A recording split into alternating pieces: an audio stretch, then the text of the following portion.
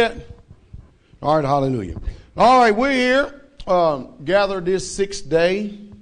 Brother Eric Lovely, y'all know Brother Eric Lovely from Wide Awake News. We often broadcast with him every other 5th day, or what the world calls Thursday. You know, especially whenever we can, since the spring and summertime is very busy. But we're ecstatic and elated to have him here with us here today to speak to us about a numerous of subjects. I did not ask. I asked him once. I said, "No, I'll tell you what. Just go ahead and go whatever way you're going to go." We all know, for those of us that listen, that he's full of knowledge, full of wealth of knowledge and understanding, which is good for us as Israelites to have a bunch of understanding. Now he's going to ask questions. Is that right? Like proactive. You know, everybody being proactive. He's driven all the way from Colorado, and we're glad to have him here with us. Now, he's an example of what it means to have someone who just does not go through life passively and ignorantly, regurgitating whatever anybody, the system or preacher, teacher, no matter whoever it is, gives to you. And so you're gonna see a demonstration of a mind that is very proactive, meaning he wants to stimulate thought, get you to start helping think about a lot of things, which is good. Are you following me? And this is the way that us as Israelites should be. We need to question everything. We need to try everything. We need to prove everything. I don't know how listening to me you cannot be that way anyway. If you understand what I mean. It's literally appalling. Because we're destroyed for what? Lack of knowledge, because we do what? And we reject it in many different ways. Many times I don't have time for it. That's the thing we don't want to hear. I don't have time for it, don't want to hear it. You know what I mean? Because I'm too busy with my little pathetic, sorry life. I'm too consumed about watching Disney and everything else. I don't have time to inform myself to keep from being destroyed. But then when destruction does come, I have no answers for my destruction. Does that make any sense? So you do good. It behoove all of us to give an ear and listen to hear what Brother Eric has to say. He'll give you the testimony how he came to start listening to us, and how he actually asked me to come and speak, because he has, this way he's trying to bring in other people, because he approaches things from one way, and he says, but the people need a pastor. They need a pastor to listen to, and so my job is to try to funnel. So I'm not going to put any more words in his mouth. I'm going to let him do the talking for himself, all right? So y'all give an ear and listen to Brother Eric Lovely. It's good to have him, all right, brother? The floor is yours, Brother Eric. Am I good? All right. Shalom, everybody. Shalom. All right. Well, now I want to welcome everybody here today. And what we're going to do, because everybody asked me if I had a PowerPoint, handouts, and things. However, when I do seminar conversations with other people, these are uneducated people, uninformed people, and they are not Israelites. Because what I'm about to talk to you about today is all about the Constitution and so forth, all about the kingdom of heaven on earth, and the only PowerPoint you need is right here. And everybody in this room should already be familiar with this, or be attempting to be more familiar and have a greater understanding. And yes, I'm going to use the word understanding for those of you who have already spoken to me. Let's start there. This is all about an understanding of the law. It's all about an understanding of who you are. It is not about comprehension. Comprehension and understanding are two different things. Comprehension means you comprehend, or you have working knowledge of whatever it is, subject or matter that is in front of you. To understand means you stand under the authority of. So you must understand this book as well as comprehend it. The law that was created, that was created in this nation that died. I'm going to talk to you about law that doesn't exist anymore. But hopefully I'm going to influence you as to why you should bring it back and why you should spend that time. The first thing I want to do, though, is I want to thank everybody for having me here. And I want to thank you for opening your community and your dinner tables to me and bringing me in. That is most definitely something that I appreciate. And because I was asked, I will definitely tell you this, that just like at home, you have many amenities here that some may take for granted, and others may not. But well water and things of that nature, living from the land and the earth, the Lord, the Almighty, the King, the Creator of everything, created what's called an ecosystem here. And in that ecosystem, each tier relies upon itself to purify and give nurture to your temple. Okay? So as you progress through life, your body being your temple needs the most proper nourishment that it possibly can get. Now it is left up to free choice, which we'll get into in just a moment. But when you're drinking things, when you have a well, the sedimentary, your rocks, your dirt, if you go to class, you can spend $10,000 right now in a survival class to learn this message right here.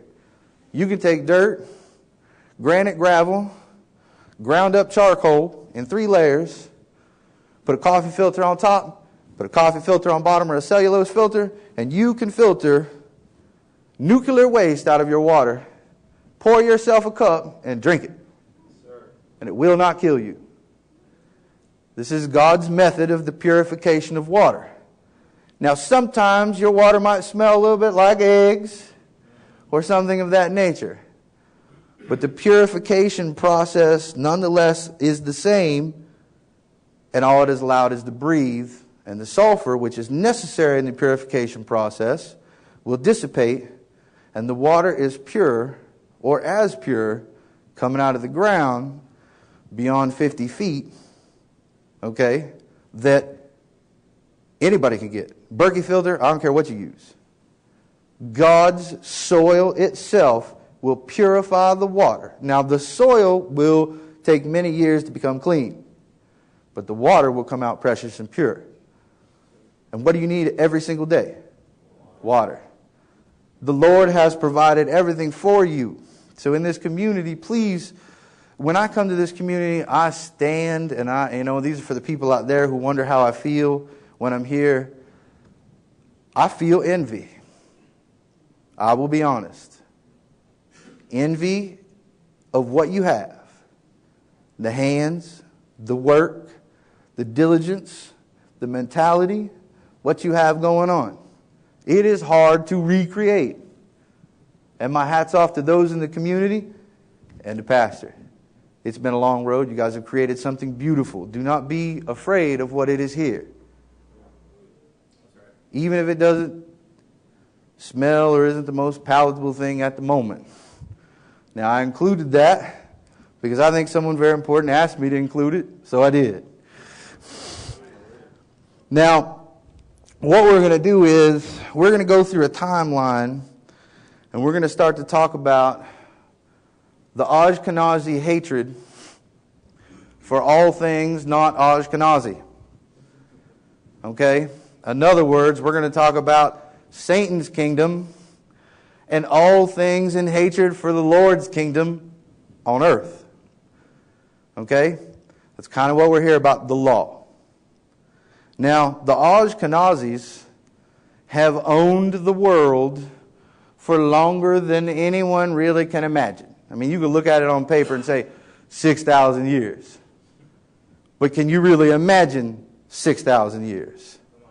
Okay? So when you start to look at this, the vengeance has always been there. What it basically is, when it breaks down, is it's all about free choice. That's really what we're talking about. Because, believe it or not, Satan, if you don't think me so, you can speak up. Satan, Lucifer, whatever you want to call him, wants the exact same thing that y'all does. Right down to he wants you to do the exact same thing. Can anybody tell me what that is? He wants you to kneel. He wants you to do this of your own free will. Is that not what y'all wants? They want the exact same thing. They have different ways of getting there. But that's what they want.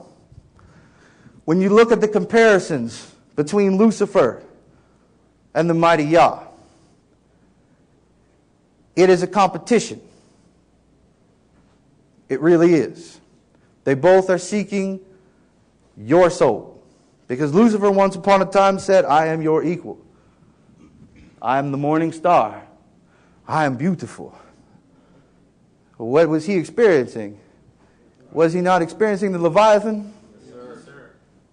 And he said, I am the greatest creation that Yah has ever made, so great that I am his equal. True. So everything that we're going to go over is about how he attempts to compete with Yah, the same, but different. And that's where we're really going to talk about. Because today, when you look at it, when you look around in your life and you see the Constitution, you see the United States Constitution. Well, and comparatively, there are two constitutions. When you put a title on a document or documentation, the title, if you change the title, it is automatically, beyond the shadow of a doubt, under the word of law, a different document. So this is simple to find out. If you go back and you look at Thomas Jefferson, if you look at Adams, if you look at Washington, what did they talk about? The Constitution for the United States of America, lowercase u. Okay? That's the document your forefathers wrote. And they were closer to the people in this room than you think. Free market, egalitarianism, real wealth, tangible assets, property. All of that, I guarantee you, is found right here. Beyond the shadow of a doubt. We're going to test that theory in a slight part because we're also going to talk about, when you listen to this, it's all about discernment. It's all about coming to a greater comprehension and a greater understanding, which is what comes off this pulpit every single time I turn on the computer. That man right back there talks about thinking outside the box, thinking for yourself, discernment, taking a step back, examine all the facts. If you can't find an answer, don't lash out in anger. Keep looking. Be patient. It will present itself. But we're going to start really quick because I'm not really a pastor. This isn't what I do. But what I do is directly founded on this. So people accuse me of being a pastor. But I can tell you I'm not. I'm not anointed in that fashion. I simply have thought outside the box and come to a greater understanding and a greater comprehension of what is in this book. And am I good at everything? No. Do I do everything perfectly? No. I can't. I'm imperfect and flawed. I can never achieve a state of perfection. I can achieve a state of forgiveness and acceptance by my Creator. And that is all I can ever reach. But that's good enough for me. Now, we're going to do a little test about discernment, so to get your minds into the right field. And because I do not know the scripture, if someone can find it for me, someone can read it. But in this book, it talks about growing crops. And on those crops, when it is time to harvest, the Lord told you what to do with your crops when you harvest. Now, I'm pretty sure everybody and their brother has made a case that Jesus the Christ and Yah are communists. That they are all about socialism. And if this is one of the biggest things they use, well, Jesus or the Lord said, leave the corners of your fields for those who have nothing. That's right. What is the lesson there? Who knows these verses and can tell me what the lesson is to be found in those verses? Leviticus 19:9. Preach it.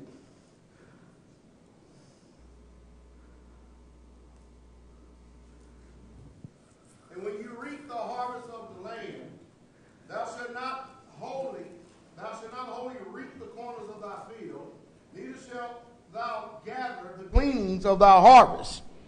And thou shalt not glean thy vineyard, neither shalt thou gather every grape of thy vineyard. Thou shalt leave them for the poor and stranger. I am Yahweh, thy Elohim. Now, hallelujah. Can anyone tell me what the basic principle is there? Anybody. Doesn't matter, right or wrong. Social welfare. Social welfare. Through an abundance of coffers that don't extinguish. Is that what he's teaching you? Now, if you ask me, God, the mighty Yah, gave a specific direction. He said, don't pick it. Leave it. Did he say pick it for the poor and box it up and hand it to him? So let's not miss the message. The message is egalitarianism. Leave it in the field. Teach the poor to service themselves. You've carried them this far, let them carry themselves the rest of the way. That is egalitarianism. That is one of the main driving lessons and forces of the original Constitution. It is the main cog of a free market. So when we start to talk about law and the two versions, the original Constitution, really, egalitarianism, giving of yourself but forcing education. Don't give the man to fish, teach him to fish. It is different. We are not socialists. We are egalitarians. We do all we can to help lift up our brother, lift up our sister. That is what this is about. This is not about a democratic socialist mindset. Because what you experience today is not the law. It is the law of Satan. It is confusion. It is deception. At every turn you are deceived. You are told that you are getting a hamburger and somebody's giving you a pork chop on a piece of bread. And then you're telling yourself it's a hamburger. Words mean things. Now, once upon a time there was this nation. This nation was known as Khazar, or Khazaria, for those who want that information. Now, in the country of Khazaria, there was freedom of religion. You could worship any deity you wanted to. Now, we're going back 800, as in the Romans would describe it, 800 AD. Okay? So, when you look at the Khazar nation, the barbarians were at the gates. All other nations were preying upon them. However, they were the mightiest nation in the Middle East. In the Baltic, all the way out through the Baltic Middle East, all the way out, they were the most powerful at the time compared to their neighbors. They had the biggest military might. But if their neighbors united, they could not beat them, could not defend themselves. They would be attacked from too many sides with too many soldiers at too much of a time.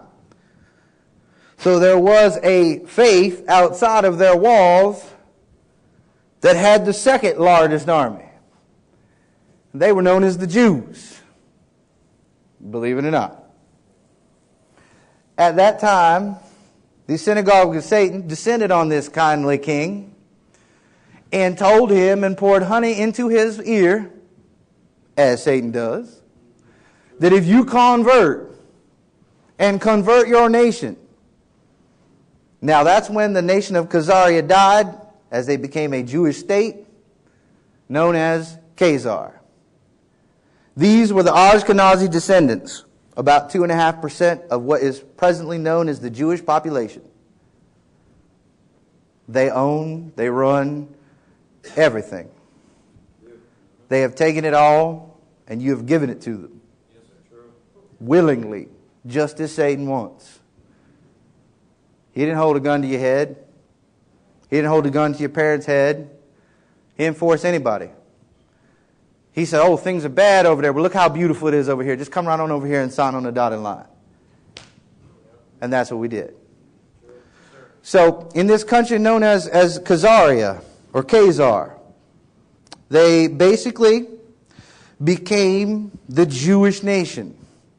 Okay? The original erection of a Jewish nation, or what they call the second coming of the Jewish reality. Now, they don't tell you that in public. They don't talk about it in the open. But you have the Torah and the Talmud. And if you go, because all of us here, I mean, we look at the what you call the Old Testament, whatnot. Everybody has comfortable with saying they believe in the Torah, correct? Oh, yes, sir. Well, the Talmud is an alternative book. The same, but different. This is Satan's book.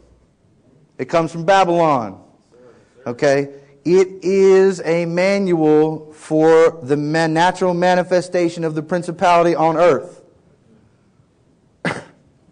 Now, many people want to tell you, don't worry about man. Worry about a principality. It's a spiritual battle. Well, I'm here to tell you, if you actually go and you do a little bit of research, and if anybody wants to write this big term down, it's called etymology. Etymology of words. Well, a principality can be spiritual and it has a natural manifestation. That natural manifestation is the divine right to rule. The kings believed it. Now you have to understand, when we start to talk about this, the king, everybody thinks he's a monarch, right? Who's the East Indies Trading Company? Anybody know? Who's up on their slave trade? Who's the East Indies Trading Company? Was it Dutch West Indies? Correct. Yeah, trade company. Now, that is a specific corporation. Now, what happened is they created a deal with the king. King being government. Mm-hmm. Corporation being corporation. When a government and a corporation come together, it is what? Fascism. Fascism, yeah. Fascism has been here a long time. Adolf Hitler did not create it. It is not his brainchild. He merely took it and ran with it. This dates all the way back into the time of Babylon. This is their way of thinking. They will use your neighbors through a partial agreement to uplift and enrich them so that they will oppress you. It's the merger of a church, a company, and the state. All one and the same rolled up. This is fascism. Fascism has been around for a long, long, long time.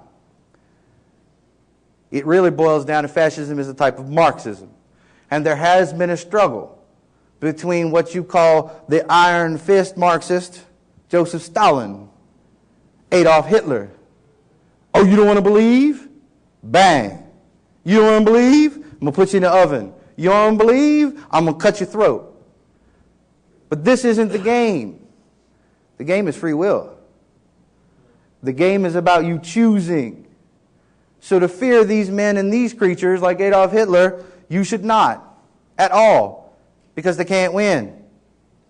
It isn't how the game is played.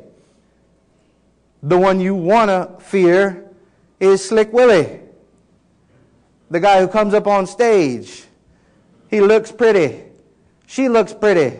They talk beautiful. They're eloquent, well-spoken, charisma, pizzazz. Because what will you do? You will willingly follow this creature. Yep, it's true.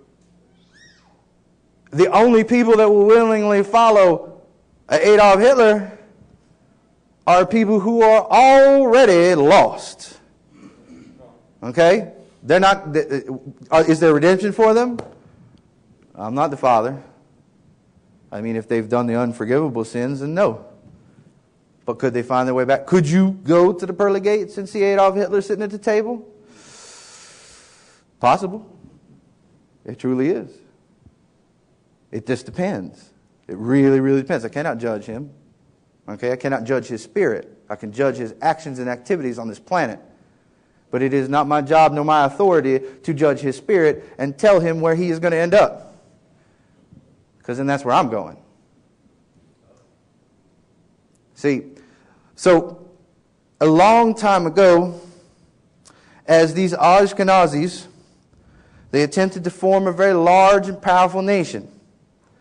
However, there were men with big swords and angry, angry, angry, angry faces that decided to storm the borders of Khazar. And Khazar was pulled asunder. However, the Ashkenazis that wormed into the Khazarian nation, who ate it up from the inside, who destroyed its thoughts, its theories, and any possibility that could be a good place to be. They fled the nation of Khazar, and they started to head west. They made their roots in other nations. Do you guys know who Beauregard Forsten is? The right-hand advisor to Alexander the Great. Pure Ashkenazi.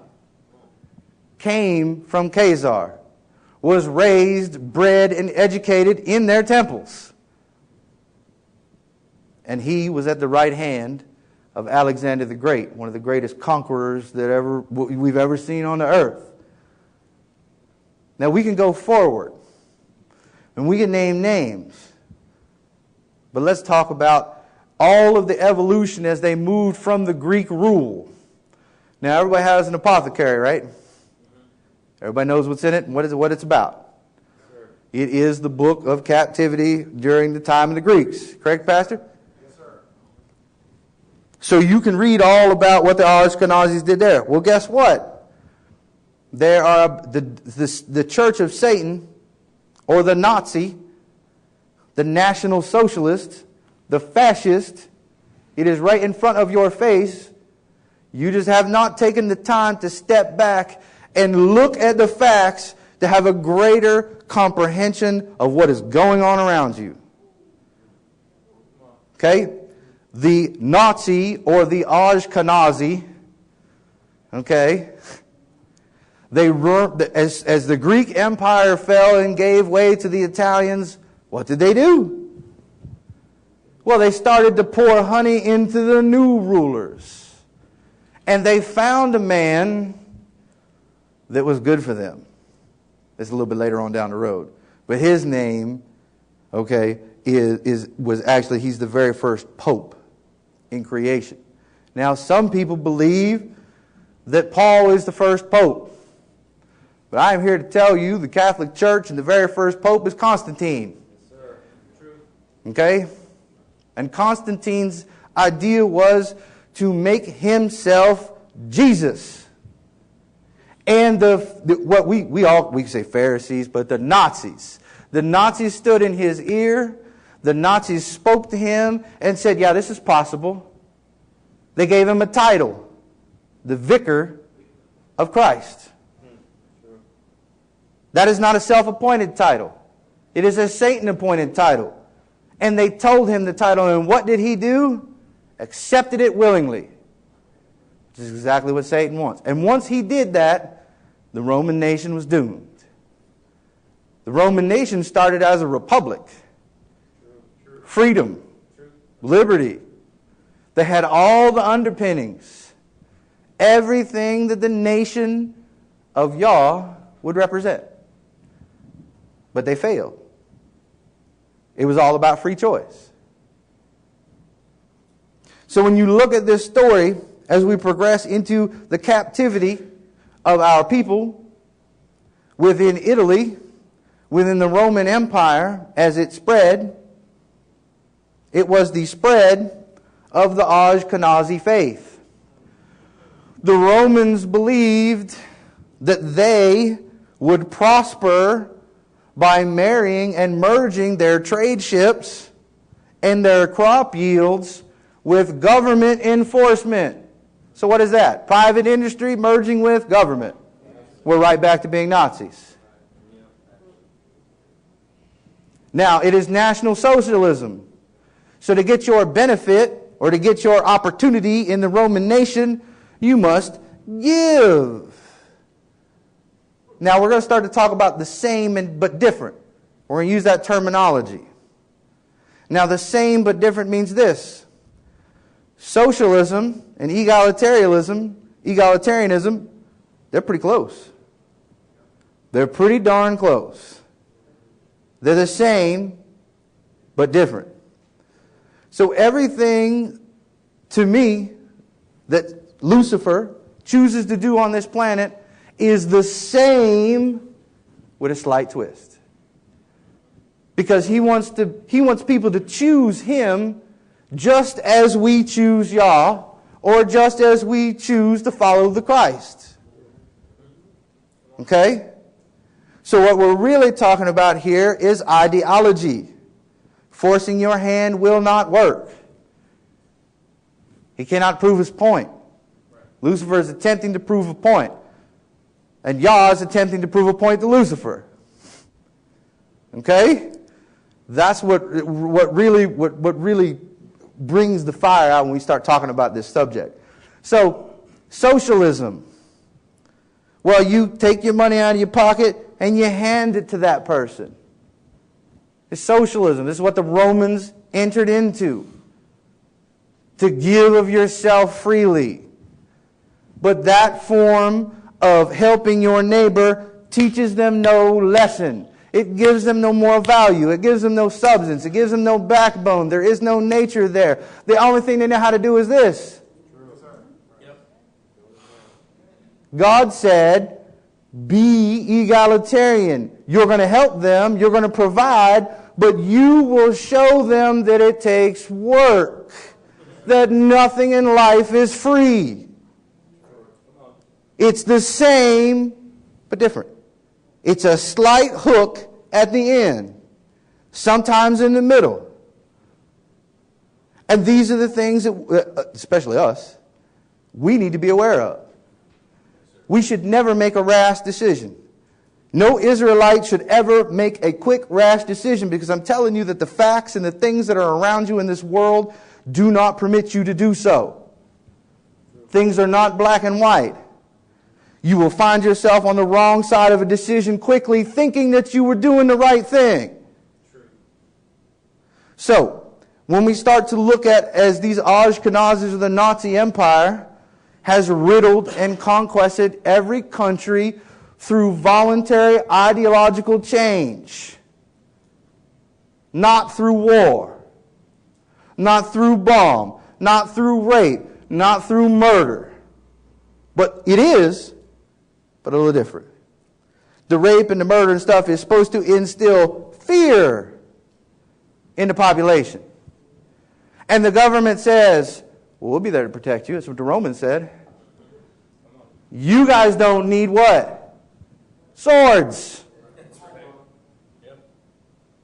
Give your sword to us. The government will protect you.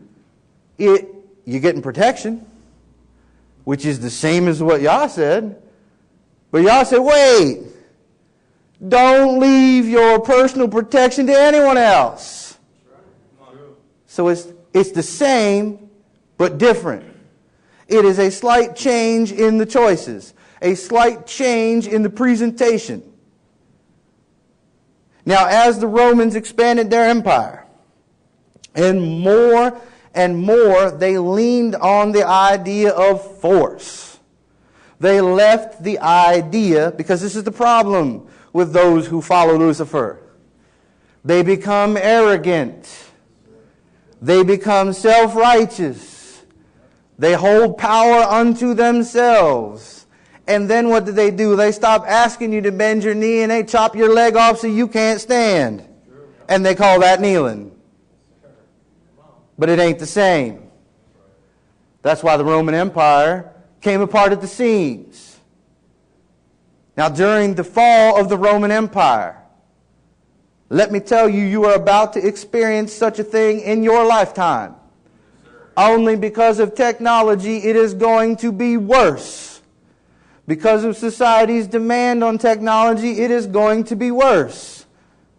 Now, I'm not here, I'm not a troglodyte. I don't hate technology. Okay? I don't have a problem. It's its use.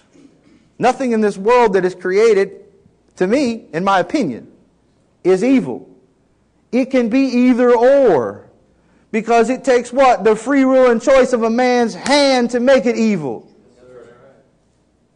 It also takes the same to make it righteous and good. So do not fear the things that are around you. You must use what is around you, and what you cannot use because it is too riddled or too destructive, too nasty for you to be able to mold it into something good, disregard it. if you can take one of their tool systems or operations, remove all of their influence, and make it do exactly what you want to do and serve Yah, then you have changed that tool into a righteous instrument. Because it is just a tool. A tool can do nothing without the hand of a master craftsman. You can build nothing. You can create nothing. You can do nothing with that tool if you do not put someone's hand on it. And it is their intent, their heart, their mind, that now creates evil or good. Pastor Dallas talked many times about the intent. What is in a man's heart? What is in a man's mind as he carries out activities? I'm going to tell you, he talked about how they built with one hand, and I remember he was on stage. He talked about they were building with one hand, you see me fighting with the other. Anybody remember that video? Was anybody here for that? Yes, I was, even though I wasn't here. I mean, how do you kill a man that you love? You ever thought about that? How difficult a task it is to kill another human being with nothing but love in your heart. Think about it for a second. Now, Satan says, well, just kill him. It's the same but different. Jesus, the Lord, the Almighty, He demands you have love in your heart. Look, if you have to, you don't hate the individual. You hate what they're doing, and you got to bring it to an end. It is now duty to your community, to yourself, to your own temple. Come on, sir. Okay? But you have to do it with love. And I tell you, I have failed in that department. Yes, sir. Because as we talk about this today, I want to be honest with everybody. At one point in time, anything that is in that book, short of homosexuality and bigotry, I have committed it. Over and over again. Notice, murder was not something I told you I didn't do. It's the truth. I was a murderer. I've killed them all. Babies, children, women, adults, men, whole villages. You understand? Yes, sir. Yes, sir. I am not proud of my activities, but thankful to Yah, there was a way out.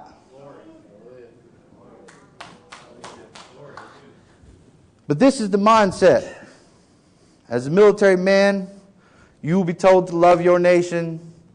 You will be told to die for your flag. You will be told that killing those enemies is a good thing. Chopping up their babies, burning down villages, stomping their heads in, butting the brains of 13-year-old children right out of their head with your rifle. That these are all necessary evils. Because the end justifies the means. Who ever heard that before? Oh, wait. That's a fascist, Marxist statement. The end justifies the means. I'm going to get you to freedom and utopia and love and nurturing and caring and helping your neighbor, but we got to do whatever we got to do to get there. It's a difference of ideology. So as the Roman Empire fell apart and the barbarians raped, pillaged, and plundered, where did the Ashkenazis go? The vestibule from the main temple boarded a boat. The only reference I can see and or find anywhere which is not ironclad, I'm going to tell you that right now, it is the Mogra. That was the name of the boat, supposedly. I could be wrong, and anybody who knows the truth can correct me. I have no problem with that. The correction is always open. I am not greater than anyone in this room. I fall down, I fail, I stumble, I make mistakes. So, in the reality, you see that these gentlemen boarded a boat and they were received in great fervor, party, big hog. Of course, everybody knows what a hog is, right? Big hog displayed on the table. All the all of the royal amenities provided to these gentlemen fleeing the Roman Empire. Who and what were they being greeted by? By the king that was soon to be known as the British Empire. Okay? Ashkenazis have marched across the world. But what are they? Does anybody know what they're chasing? Anybody? Anybody? They're chasing this plot of land you're on right now. Why? Anybody know? Because this is where the Lord Yah sent His children, the Israelites, better known to you as the Cherokee Nation. And I want you to spend your due diligence looking into this information. You understand? Yes, sir. No, you don't. You comprehend. See, I'm tricking you. Pay attention to what I'm saying. Words will, that's what they use. Words are weapons. Okay? Words are weapons. So come to a greater comprehension of the linguistics and the language that you are experiencing. At the present moment, because you were born here and whatnot, it is your native tongue at the moment. But the reality, Yah's native tongue in this nation and in this land is called Old English. It is not what we call modern English. It is based out of what's called proper English, which comes across the ocean from the British Kingdom. Now, Satan was traveling west looking for the Israelites. He wants them. He wants them bad. Why? Because Gentiles is already going to hell. Whether they choose to go to heaven or not, he wants the root. So he's been chasing those American Indians for centuries. Now, it just so happened he got lucky and he ran across the Africans in the process of getting to the Cherokees. Okay? And as you look at the African situation, and are you really to understand where the British Empire and the Ashkenazis produced the wealth to be able to own the world as they do today, research a homeland of our bloodline known as Africa, the entire continent. They have murdered, maimed, killed, destroyed over resources, power, wealth. Wealth so they could do what? Build ships. Why? Because they got to get at the Cherokees. And they're going to use their Israelite brothers and their land to do so. This is the reality. So as we plunder and pillage the African nation, where did slavery come from? I mean, what happened? Anybody know who the Black Pope is? Anybody knows where his seat of power is? It's in Portugal. And the White Pope and the Black Pope and the Queen, they all got together. And said, guess what? We have been shipping these guys over to our brethren that live in the Middle East, the Synagogue of SATAN, the Jew.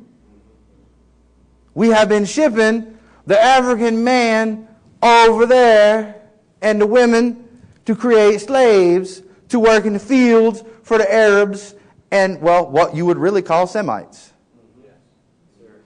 They don't even realize that they're Semites. Okay, by blood.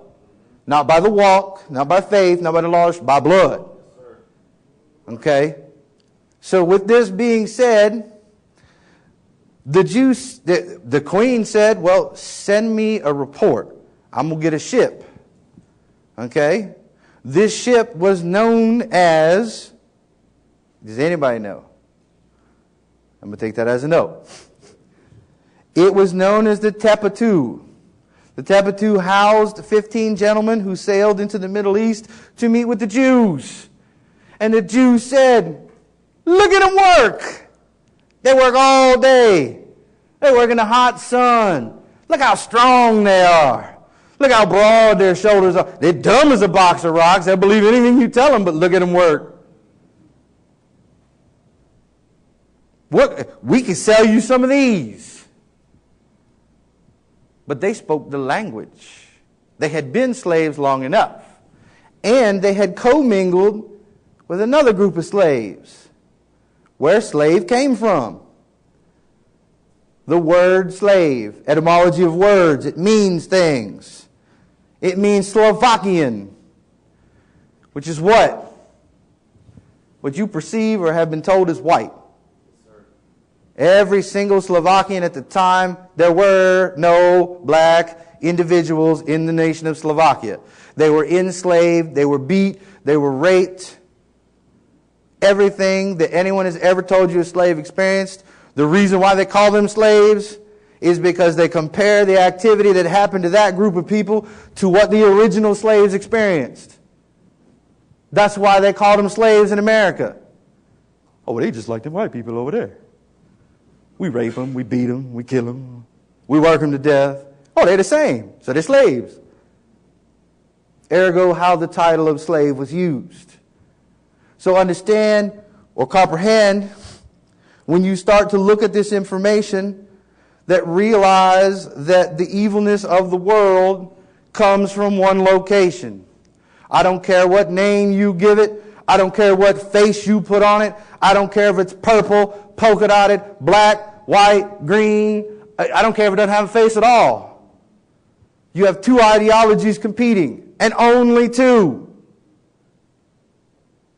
You have the ideology and house of Yah, and you have the ideology of Satan or Lucifer. There are no other choices. And the atheist and the theist, they can make up whatever story they want. You know, they want to talk about, oh, it's natural selection. Yeah, you're right. Oh, there's evolution. Yeah, you're right. But here's a news flash. God created a system that would operate on its own that did not need His constant input. I mean, a second-rate engineer is going to build something that's got to turn every knob and mix every beaker. And God said, all right, I'm going to go sit on the couch. Everything's good. It'll run on its own. Now I can do what? I can listen to prayer. I can meet the needs of my people. I can spend the time that I need to. God's not stupid. Evolutionary system. It is not in opposition to the Bible. You've just been told by the other side that evolution is where you came from. Nonsense. However, evolution does exist. It is a system of operation, a functioning ecosystem that was built and created by Yah to function on its own. If the system no longer needs something, what does it do? It exterminates it. Wipes it off the face of the planet. If you do X and I no longer need the bilgabug or whatever you want to call it to fertilize this plant and fertilize that plant, if the system no longer needs it, bink, the bug goes away. It is an adaptive thinking system. If you do not believe this, you should look at the world around you. And the idea that this came together all on its own is ludicrous. It takes an intelligent, functioning, psychological genius to create what is going on here. And it is a process. You know, did you know that reincarnation exists? Anybody in this room know that? Not for your soul, but definitely for your body. You die. You go in the dirt. You decay. You break down back in your natural minerals. Those natural minerals then travel through the dirt and come up into food. A new baby is born, eats those minerals and eats those material and becomes an adult. Reincarnation. It is the same material, the same substance, the same fabric. It didn't go anywhere. It exists. You and you and you and you, you're all part of somebody who lived here before you. The exact same matter and molecules. God created the law. Matter cannot be destroyed. It can merely change shape and metamorphosize. But it can also then do that repeatedly. So as you are a human being, which is another word you want to watch out for. Absolutely. Yes, sir. But as you are an individual, living, breathing creature, creation of Yah, you will be translated into dirt, dust, chemicals, whatever, and those things will be reborn somewhere else. Now, I'm sorry if you come back as a tree and not another living, breathing person that could be a temple to house another spirit of Yah. Can you impact that? I don't think so. It doesn't really describe that in the Bible. It doesn't tell me, but I can tell you scientifically this is the process that takes place. The temple is reborn and given to someone else to house that new spirit, to make its journey, to see if it goes to the promised land. Okay? It's called linear thinking and linear timeline. We all live in a linear, finite belief and understanding of what time is. Now, I know I've kind of went sideways, but this has really gotten good. And we're really going to start to talk about this because linear means flat, basic, beginning and end. That's the way you think. When I was born, I could not envision my existence. At some point, my consciousness took over and I could envision who I was. That is the beginning. At some point, my consciousness will cease to exist, and that is the end. No.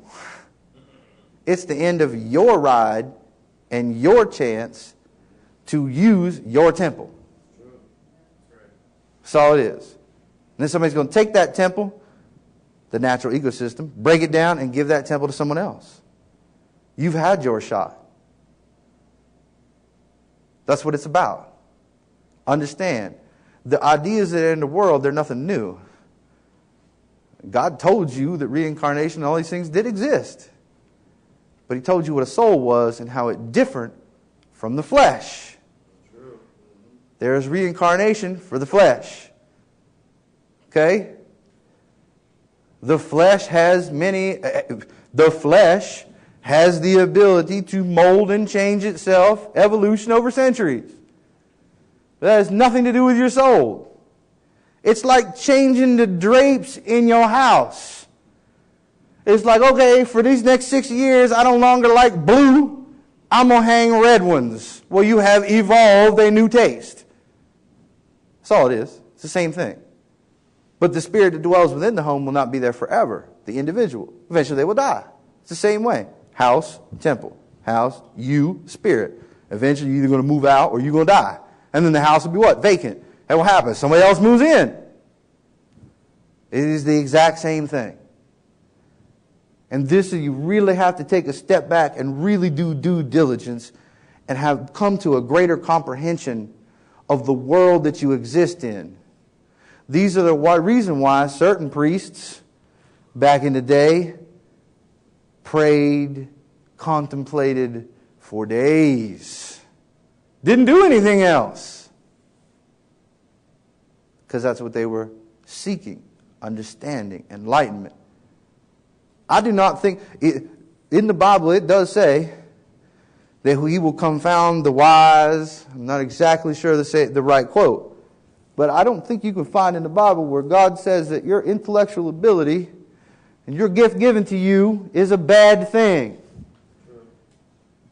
Where does He tell you not to use it? Anybody, show it to me. I will stand corrected. So logic is the gift of Yah. It is the device that will allow you to find what? Discernment. How can you have discernment without logic? It just has to be presented to you in the correct way for you to consume it. Everybody has a different way of consuming something. But hopefully, as we understand now, when people hear me say, well, there is such a thing as reincarnation. Most religions in the world that don't believe in reincarnation will freak out. The Christian will tell you, you're a heretic. Well, yeah, to you I am. It's all about a perspective and a greater comprehension of the actual facts and how your mind processes them. So these Ashkenazi gentlemen and ladies, and yes, they did use ladies. You see, one of the Jewish influences that they don't want to talk about. Who is absolutely, beyond a shadow of a doubt, the creature on this planet that can use their body and use their tongue to destroy man? This woman.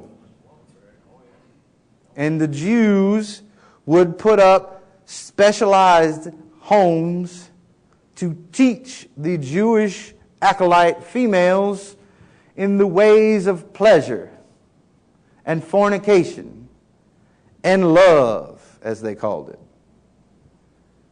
And then where did they send them? They were the concubines and the mistresses of the British Empire as the Roman Empire fell. Because, hey, Italian women are beautiful, right? That olive skin, they have the long, beautiful black hair. I'm not taking anything away from this room. It's about making a point. And when they got to Great Britain, or this kingdom, as the Romans seated, a figure that is real, that you believe is fictional, was anointed by an Ashkenazi priest to become the first and uniting king of the Britons. His name was King Arthur. He was the head, half-breed defender of the North Wall. And what was on the outside of the wall? The Woad Warrior. A tribe of individuals, men and women, that had a special kind of paint that was mixed with LSD and cocaine, and they would paint it directly onto their body. And you've seen it in the movies, but that blue streak, nothing but drugs. So when they hit the battlefield, oh yeah, they were trained before they hit the battlefield, but now when they hit the battlefield, you have a soldier on a massive LSD, cocaine-induced mental state of mind. And they're told, kill everything, kill it all, leave no stone unturned. These are what are called Woad Warriors. You used to have, they called them screaming ladies. And these women would paint their bodies. And they would come out extremely provocatively dressed onto a battlefield. Why? To distract the soldier that they're fighting against. I'm not being rude, but if you run around the battlefield and you got a bunch of breasts hanging out, and you ain't on drugs, you're going to be like, wait a minute. What the heck's going on here? Then the women would jump onto a soldier and pull small 4-inch daggers out and scream in this cocaine-induced rage as they continue to stab him to death. It didn't matter how many of the women died. They were called screaming ladies. They had other names for them too. Some people referred to them originally as banshees. Okay? Now, as the Roman Empire receded and started to draw back away from its lands because it could no longer maintain them, it could no longer maintain owning the land and enslaving the population. This is a historical fact. You can look it up. I hope that you do. As they receded, the Ashkenazi decided the fate of the Roman Empire. And how did they do so? They stayed behind. And they said, bye-bye, Romans. Oh, we're real sorry. Oh, we said we was going to be there forever, didn't we? My bad. Bye-bye. Oh, you lost? We didn't give you everything we promised? Bye-bye. They couldn't stop it. Nor could they strike at the Ashkenazis at that point because they were attempting to stay afloat themselves. And as the Ashkenazis, the tax collectors, the operators of the structure of the principality itself, abandoned ship and moved into the British Empire. The whole entire backbone network and structure. And what did they take with them and create when they got there? The English branch of the Catholic Church. Holy Roman Empire, Holy Catholic Church.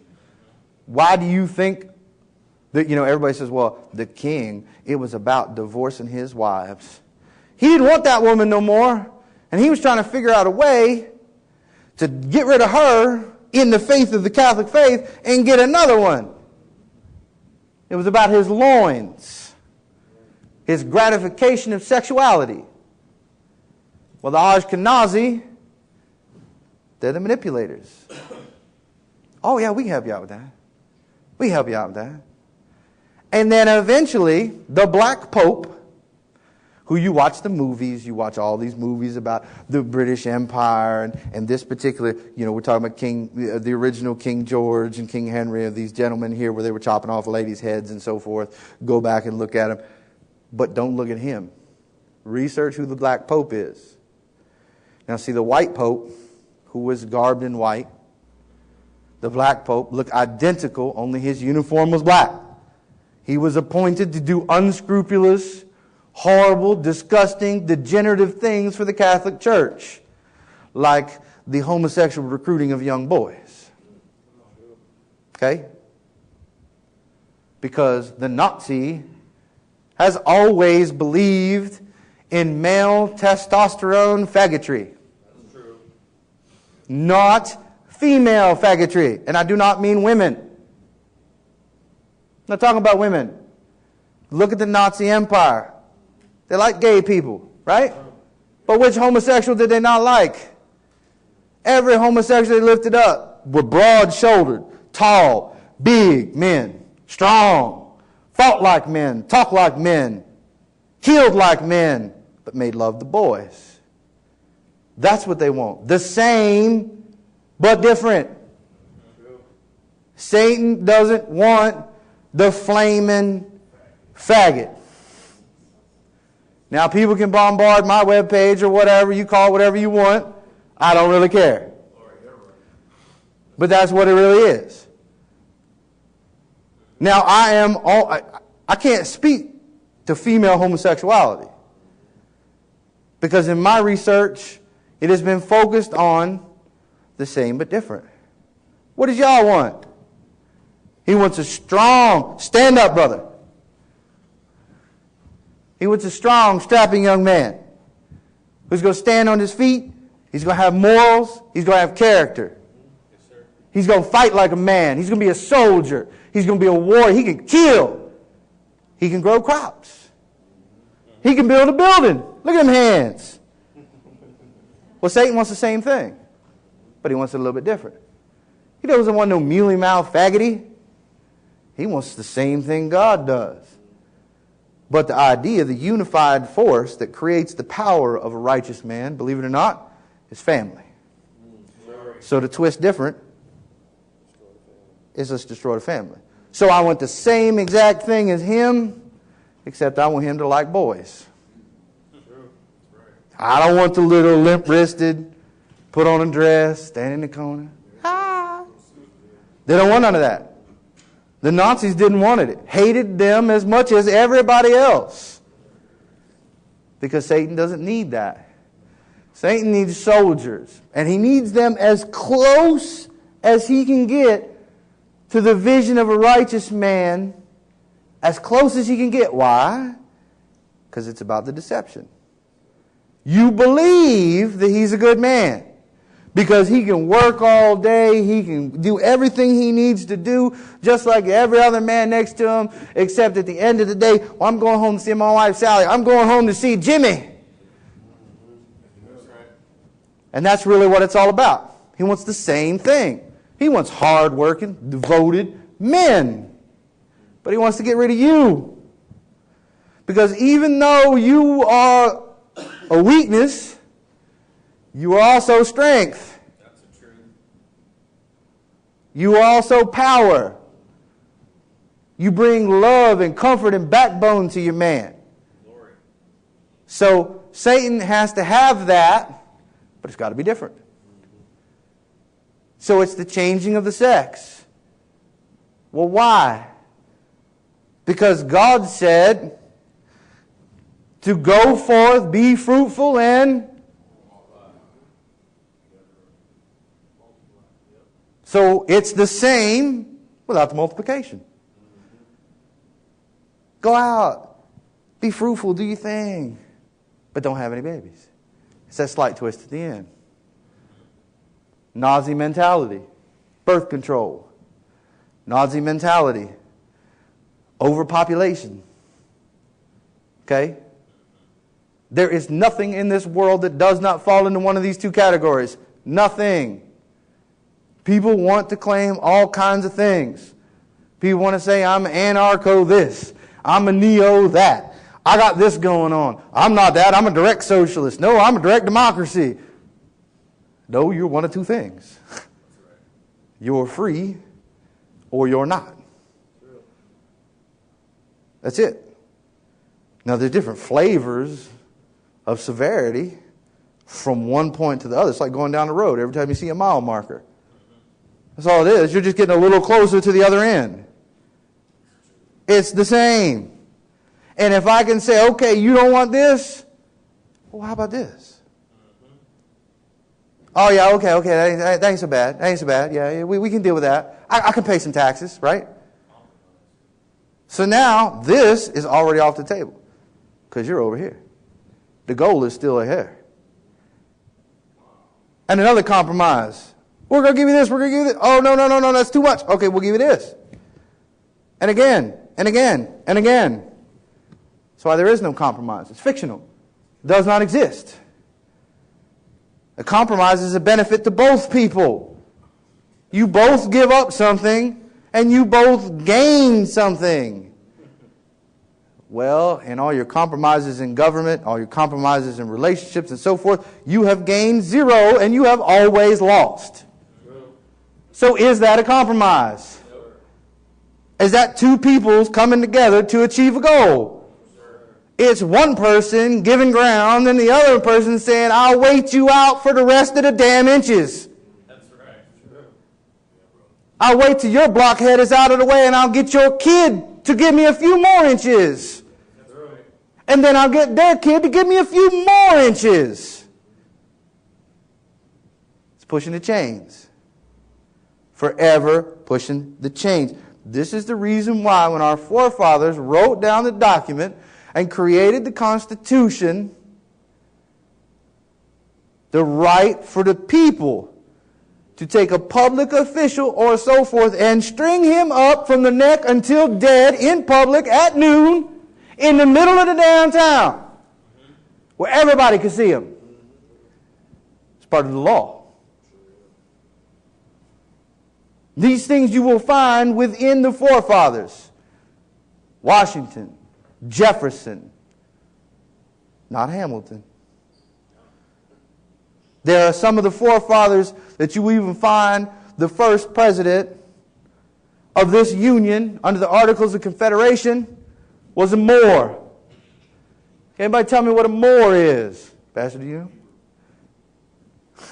Yeah, you both got it right. Is a black man. Oh, look at your eyes. That's right, sister. A black man ruled this nation. Well, an African prince ruled this nation. Beyond a shadow of a doubt. Now, we all look at George Washington as the first president of the United States of America? Well, there are a lot of things about old George that people should know. Good and bad. George was also humble enough not to accept the crown. Did anybody know that? It was a whole group. Who were they? The New Territory Expansionist Party. What does that mean? Who were they? They were the clergy and the Nazis from the damn Catholic Church. And they presented to George Washington a throne and a crown and said, "King yourself, and we will stand with you." Because, people need a king. That's what they said. People need divine rule. You can't just let them run around making decisions for themselves. Well, why not? Isn't that what the rule book says? Doesn't the rule book tell you can make decisions for yourself? Does it not say that you are equipped with the intellectual ability to discern, to judge? Whether you want to hear that or not, Christians out there?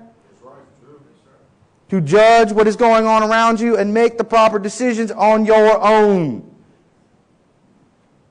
Well, what is that? We ever heard that before? Personal sovereignty. What is personal sovereignty? You can do anything you want as long as you don't harm someone else. Everybody knows that's the Constitution, right? Yes, sir. That's right. That's how it was for 75 years. And during those 75 years, it was not peace. There was not peace in this land. Because the Nazi was doing everything he could to destroy the Israelite document known as the original Constitution. And Abraham Lincoln was the instrument that destroyed it. Gave him a big old throne. And he loved it. But what wouldn't he do? What wouldn't he do? Anybody know? During that period of time, I'm getting a little ahead of myself, really. If anybody has any questions at any point in time, please raise your hand. I know they have a microphone. If we have any internet questions or anything, because I know I just keep running at the mouth, and I will just keep right on going. I will not take a break. I will not pause. As those who spent 5 hours yesterday with me, hearing just about going over these topics, this is what I do. So, when you look at the situation of what was going on around our forefathers, now everybody wants to talk about, the Freemasons. The Freemasons is Satan. Yeah. But which one? You talking about the Scottish Rite? Which rite are you talking about? Because the Masons in America were builders. They were not Masonic. Thomas Jefferson was a Mason. 33rd and 3rd degree. Everybody claims that's evil. Does anybody know that Thomas Jefferson stabbed a young gentleman to death on the White House steps during the war purge between the houses, the Masonic, and the builders? Anybody know there was a war? Yes, sir. That the Masons went to war. Because Satan needed a way in. So he went to war not with a nation. He said, okay, you guys got your freedom. Oh, you got me. You got me. So I'm going to say, King, you sign that damn friendship treaty. And you back on out of there. Because I'm going to come around another direction. And even though the king hated it, he made fun of him by all the other kings that were available on the lands. Man, you let them ragamuffins whip you. What are you doing? You the king. You got the largest empire in the world. You got the Holy Catholic Church behind you. And those scrubs over there whipped you? Well, why? I mean, people believe that these people were Christians. Were they? People believe a lot of things about the white man that was here. Who were they? What did they believe? Because I can tell you right now, I'm going to ask the question, if the Constitution is about this, if our forefathers are about this, are they Christians? If they truly understood the lessons in this book, egalitarian, freedom, sound money, free markets, personal property, it's all right here. They were Israelites. They rebelled against the Catholic Church. We will not pay your taxes. We will not pay your tithes. Why? Because God didn't say I had to. So they rebelled. What does God say? Obey the law of man until it what? Contradicts mine. Well, if you're not going to obey, what does that mean? It means you become a criminal. In the eyes of man. What were they? Were they terrorists? Absolutely. They were terrorists, rebels. The FBI today teaches their individual agents that Thomas Jefferson was one of the world's oldest and most dangerous, disgusting terrorists that has ever lived. Why? Because Thomas Jefferson sat down at a table and he pulled out some hemp marijuana paper, laid it on the desk, and he opened his Bible and set it at the top. And he says, all right, let's talk about freedom. And he started to write. Did you know that every single individual within the United States of America under the first two drafts of the Constitution was free? Every slave, every housemaid, everybody. One stroke of a pen. Jefferson, my great grandfather, direct blood descendant. Alexander Hamilton destroyed that idea because Jefferson, the problem with Jefferson is he was too untrusting, maybe might be a good word. You see, they decided, because revolution, if you read the Constitution, armed revolution is the last choice, right?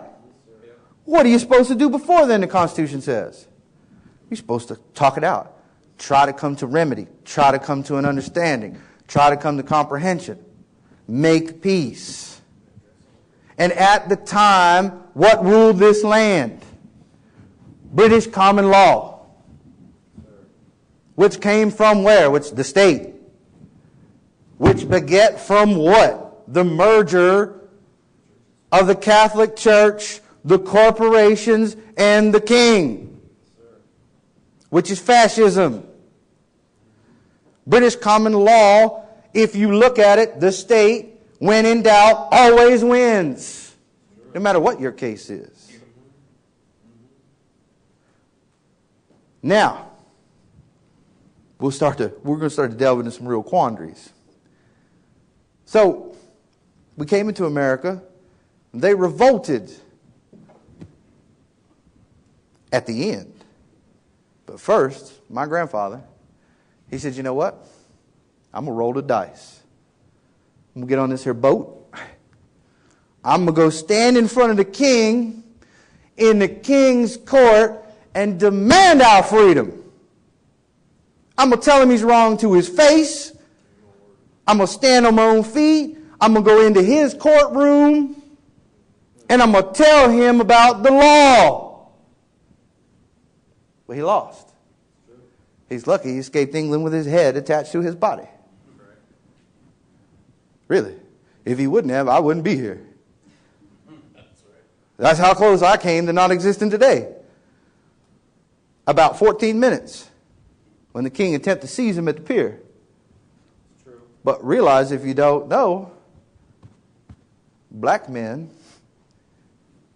his brothers, hid him to obey the king's men. Okay? And then he made it onto a boat. He started to sail home. You are given a much different story in your school system. You are given the public fool interpretation of what they want you to know and what they want you to regurgitate. Now, while Jefferson was away, and let me tell you ever been on a sailboat? Who's been on a sailboat? A sailboat. An actual sails. You? How long does it take to get somewhere? Quite a while. She's right. You guys should get on a boat and sail from England to here. Even a conventional boat, it takes a little while. Well, on his way home, Alexander Hamilton, the piece of trash, the Ashkenazi agent himself, embedded in the government, altered the Constitution. Why? Not only that, to set the seeds to destroy this one. Oh, I forgot about that thing. Alexander Hamilton removed the idea of freeing the Israelites. Why?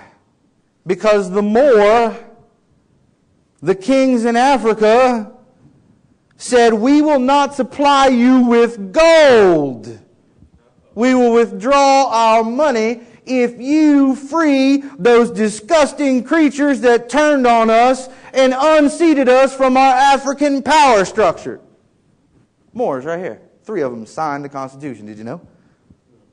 3 black princes from Africa signed the Constitution way back in the 1700s. Right here on the soil. So Alexander Hamilton struck the freeing of the slaves from the Constitution. Happily, later on down the road, Adams' son shot him in the face and gave him what he deserved. That's an old world rule.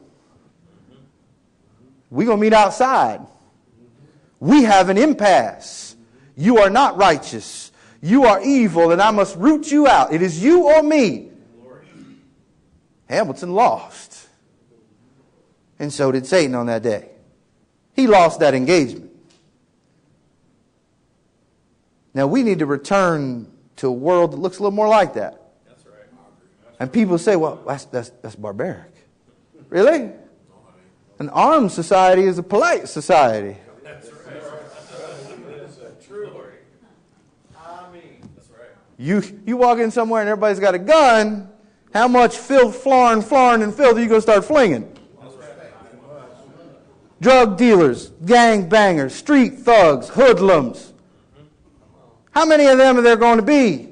There's still going to be some. Because some of them have testosterone and huevos to continue to try. Because they're sick in the head. But right now you have an explosion of crime and criminality because there is no balance. There is no check within the community. A cop is not a balance. Cop is a pirate. By name. Everybody talks about the etymology of words. Why are they cops? You know, cop. Let's look at that word.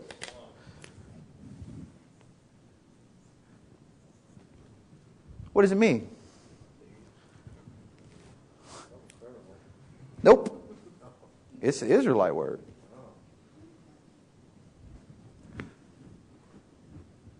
Citizen on patrol. The citizen soldier. You. You will hear these people espouse all kinds of horrible things. Posse comitatus. Got to get rid of it. George Bush said, throw it away. What is it? Anybody ever read it? You know what's in it? It's the Israelite Code of Conduct. And what you were supposed to have on a daily basis. Your rifle, your shot, your sidearm, your sword, and if necessary, a uniform. It is called the militia commitment when you translate it. That's what posse comitatus means. What is a militia? It's an Israelite army. It's a citizen army. Hello? Now, people want to argue with me about the Constitution not being found right here. Well, today's Constitution, you're right. It's not found here. You go to California and pick up Satan's Bible, you'll find it there. Satan's Bible, it talks about murdering and killing and all that stuff too, but it talks about giving to the poor and to the needy.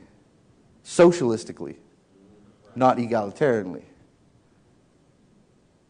And believe it or not, I don't know, but you should research into looking at it to see the differences. To see how it's so close. It's so tempting. Ooh, look at the fruit. Oh, man, that strawberry is so red. Oh, it's bitter.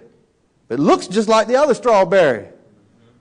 But the taste is bitter, not sweet. That's the only difference. It is a slight twist in the end. So, when you start to get a greater comprehension and you start to want to understand, because that's what we all want to stand under the authority. But whose authority do we want to stand under? Okay, you are the sovereign. You must give your faith, your heart, your soul willingly. That means you make the ultimate choice.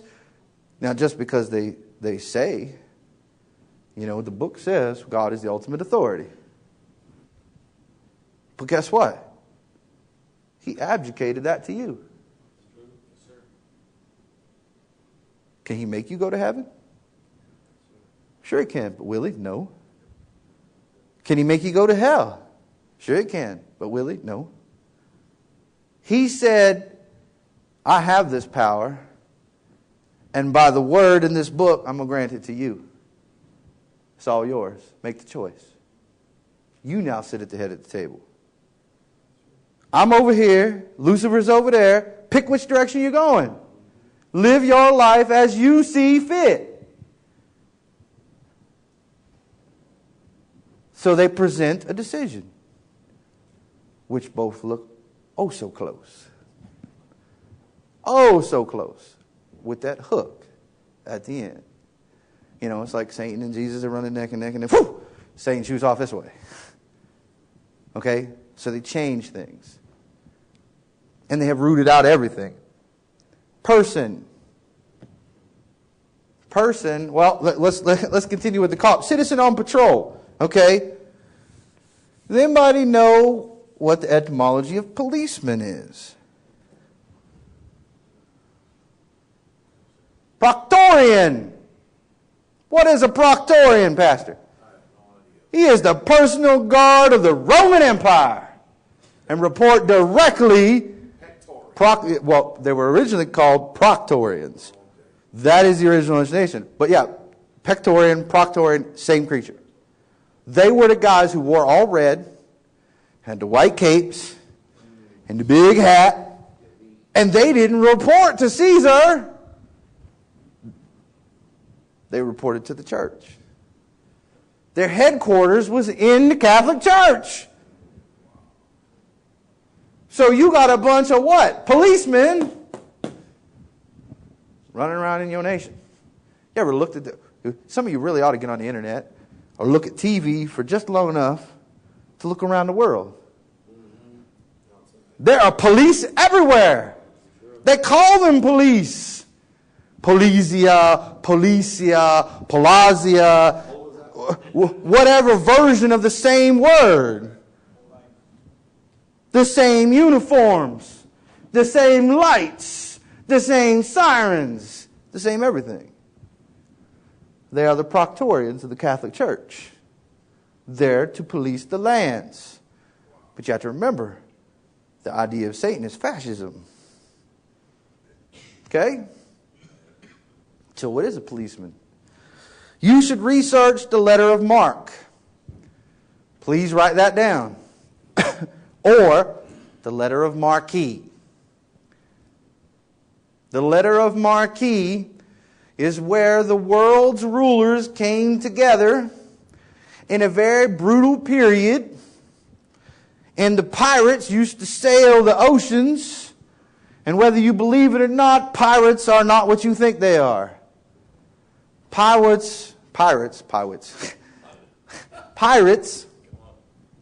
eventually, well, back in the day, they were the gentlemen like you.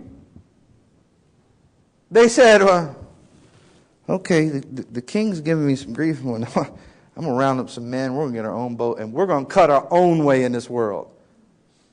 Did they not pay taxes? Well, of course. Did that make them criminals? Yes. So they called them pirates. Now, the different kings, well, they were losing navy boats. Because in America, we paid the French to go to war with the British.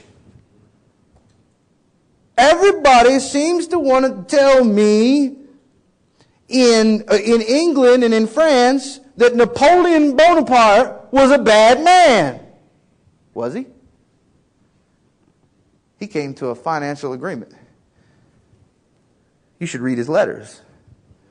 He said, Mr. Washington, I've got a problem, and it's the same problem you have. That damn church up there in England. It's ruining my lands. It's poisoning my people. Now, was he an Israelite? No. But he knew the enemy. He said, I'm going to sell you this land here in America for this much gold. I need that much gold because I'm going to raise an army. I'm going to invade Great Britain and I'm going to burn it to the ground, church and all. That's what Napoleon said. My people will not bow to that church. They will not bow to the Nazi. The French will be a unified France, and we create a great French kingdom. Now, these were the promises of Napoleon. He failed because he did not walk where you walk. But you know what? He rolled the dice. He threw everything at him he could, the kitchen sink. You're talking about a pagan who took on Satan. And we paid him to do it. Go back and look at your history. Look at the different purchases, Louisiana Purchase and so forth. What was that money for? The French didn't need to give it up. That's true. Napoleon wanted to fight a war. And he was tired of the King of England blowing up his transport ships, calling him a heretic and telling him to kneel at the throne of the Pope. He was tired of hearing it. I'm Napoleon Bonaparte. What are you talking about? I'm going to bring my army in there. I'm going to cut your guts out. And he did. Now, he lost. But what did he do for us? You know, we talk about the power of Yah and who he uses. Well, I'll tell you what. That pagan was Yah's man. I guarantee you. Because he bought the time for the American soldier to get his crap into one sock.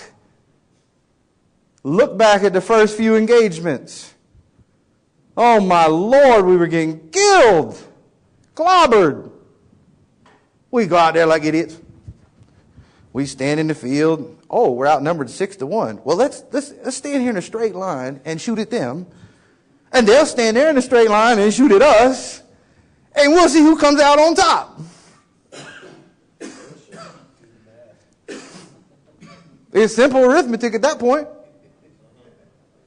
So y'all said, okay, I got this general. I'm going to grab him up from the French because French are now our ally in this endeavor. Of course, the French, we all know there were a problem with the French. There's a reason why they didn't show up. Hopefully we'll be able to get into that. But the French, okay, sent a general over here. Anybody know his name? To train our men. And what he turned them into was guerrillas. Why?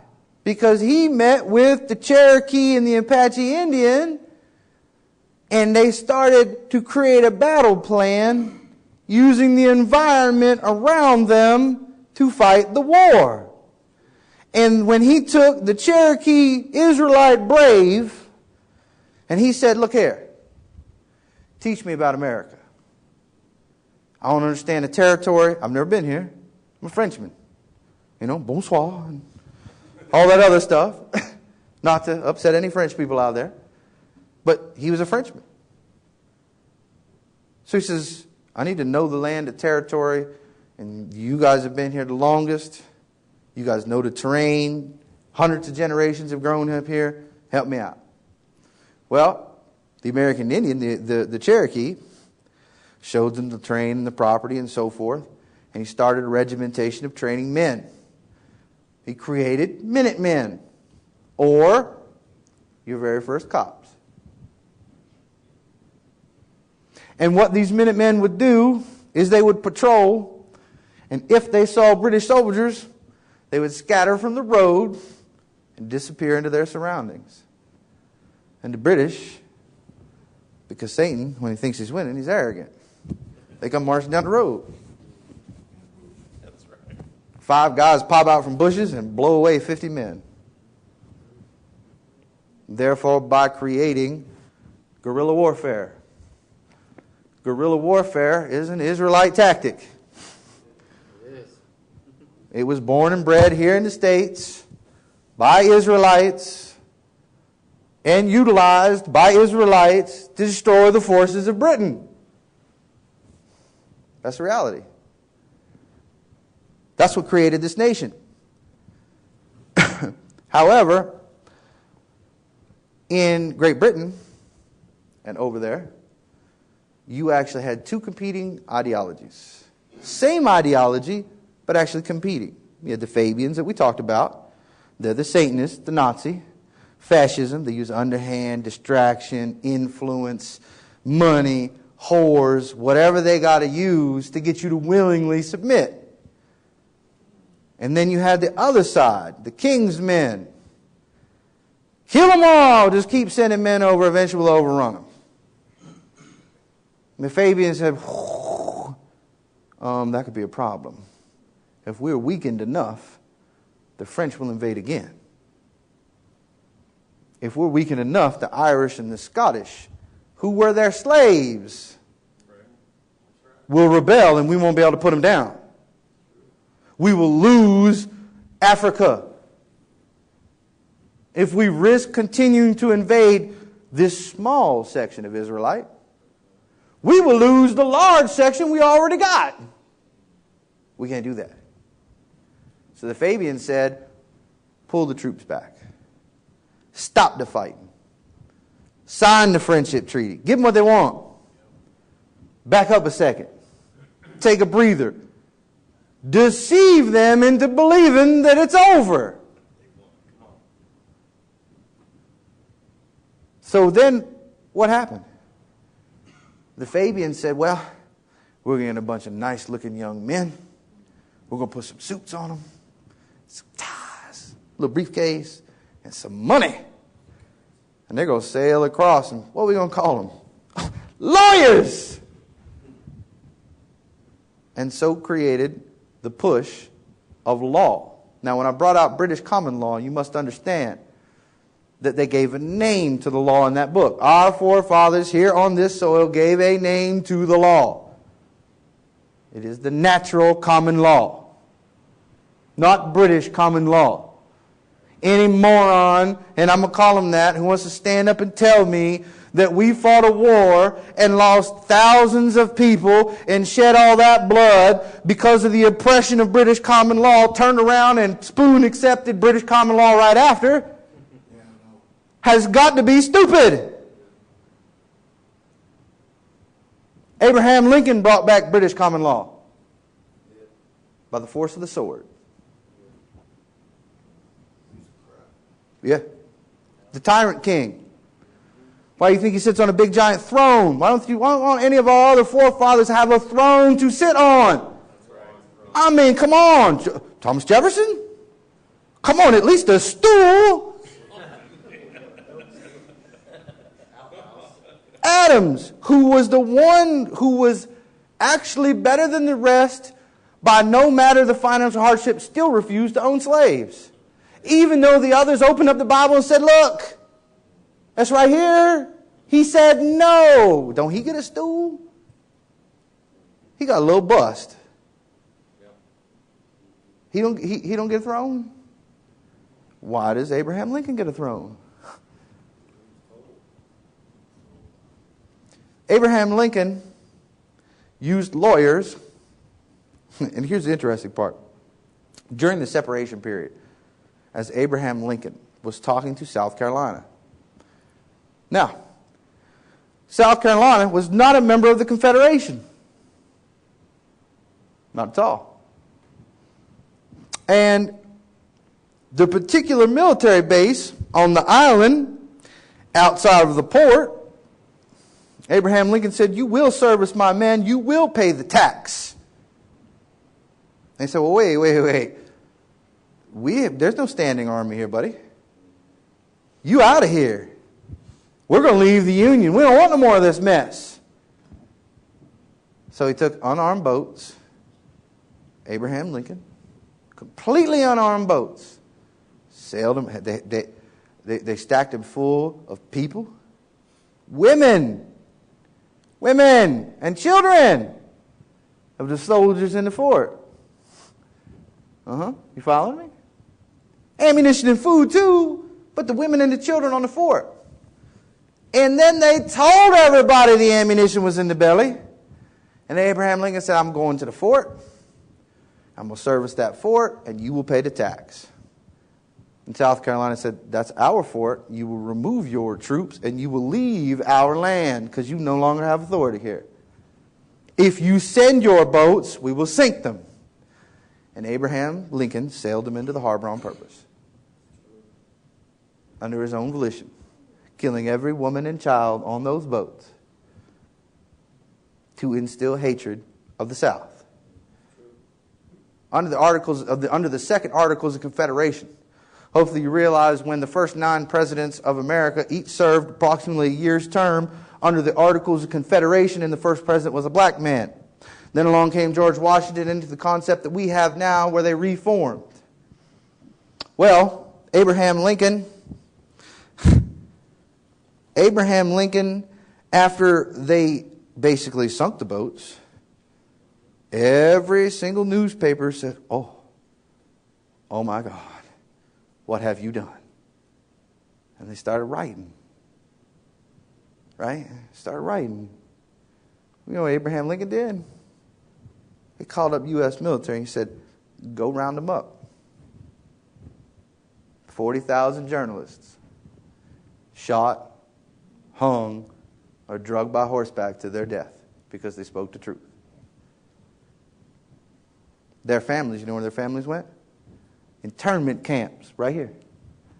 The very first president of this country to run internment camps. He's a Nazi. And he ran these internment camps. Killed hundreds of thousands of American citizens who what? Didn't agree with him. And that's the reason why they died. Oh, you taught that in school? You ever heard that? Do you know he is known as the Tyrant King? There's a reason. He is the Tyrant King. Murder, death, destruction, mayhem, slaughter. He knew the rules. And he pushed the boundaries on purpose. He didn't force them to kill those women and children. It was a choice. Oh, you got to stop that ammunition from getting there. Yup. But you got to choose to kill all these women and children to do it. And you know, if you go back and read the story, the guy who fired, I cannot remember his name, they said he stood and wept because he had no choice. He had to reclaim the fort. He had to make a stand. Well, the fort got shelled, so on and so forth, and then eventually the troops marched out of the fort, and now begins the Civil War. Okay?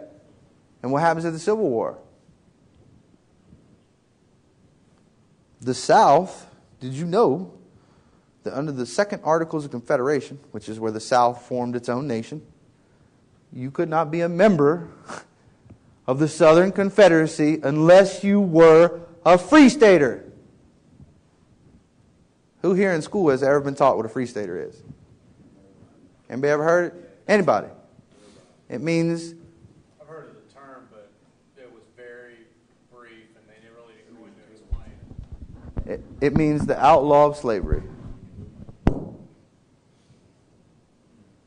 So all these idiots that fly the rebel flag and talk about all them dirty niggers, they're so stupid, they don't even realize that they come, well, the South gonna rise again. Well, you moron, that means you got to eliminate slavery and you better get used to talking to the black man and everybody else that comes along is a different color.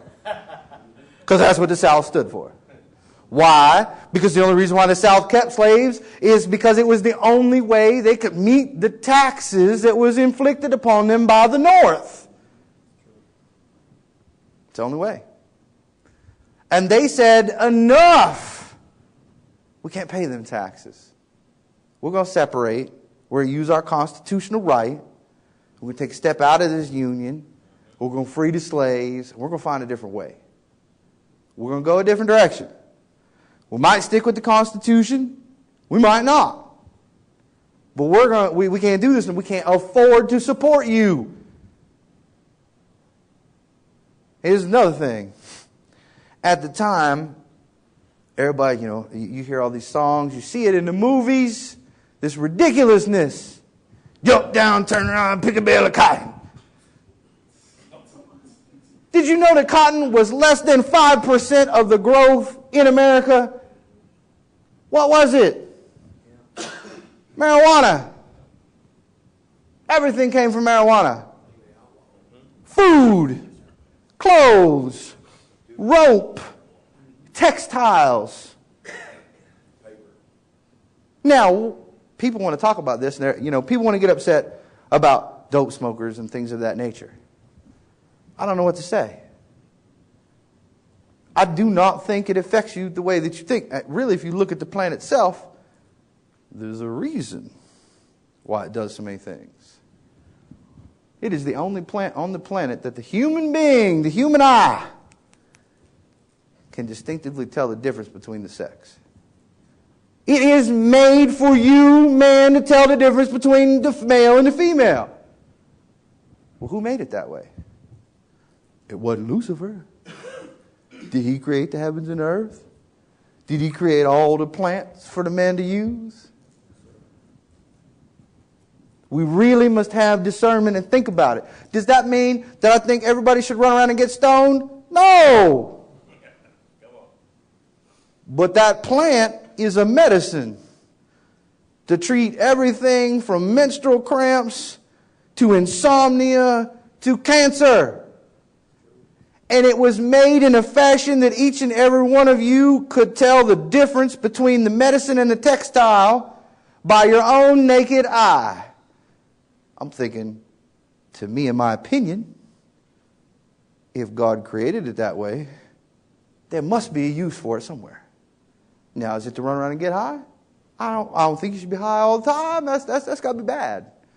There are different things you do. But the British have now already shown that back in the day, the reason why the Israelite nation was so intelligent, they consumed it.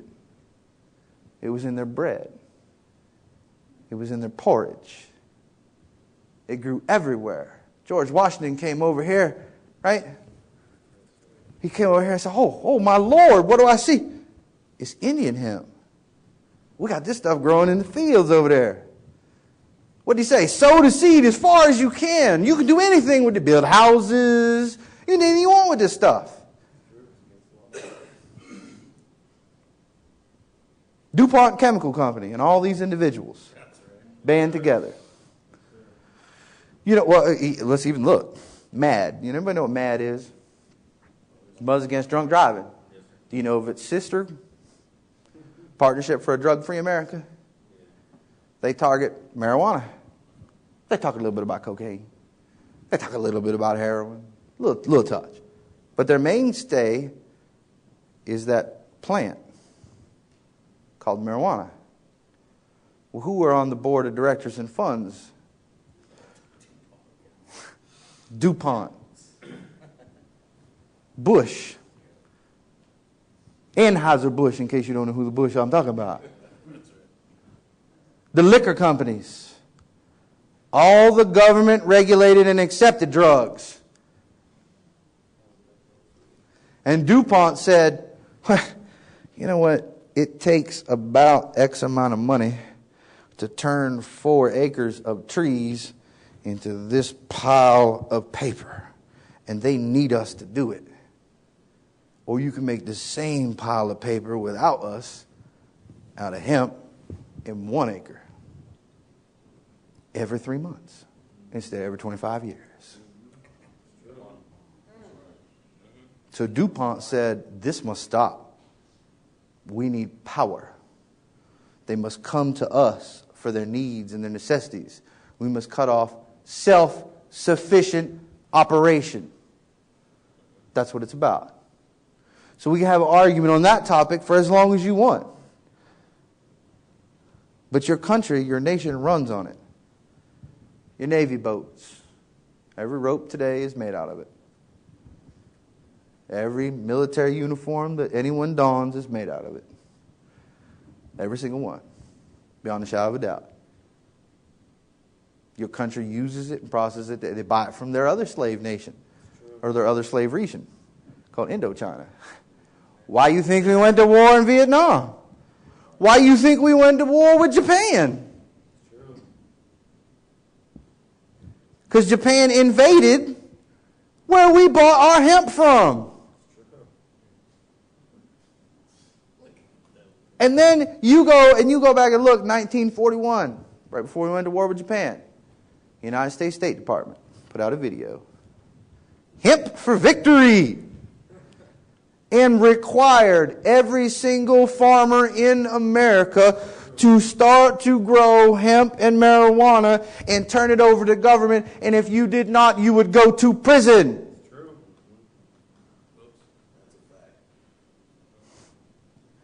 Now you can look that up. You can dispute it if you want. You can go on YouTube and watch the little black and white video. Watch them play the music. You'll see the little stamp and seal at the bottom, Department of Agriculture.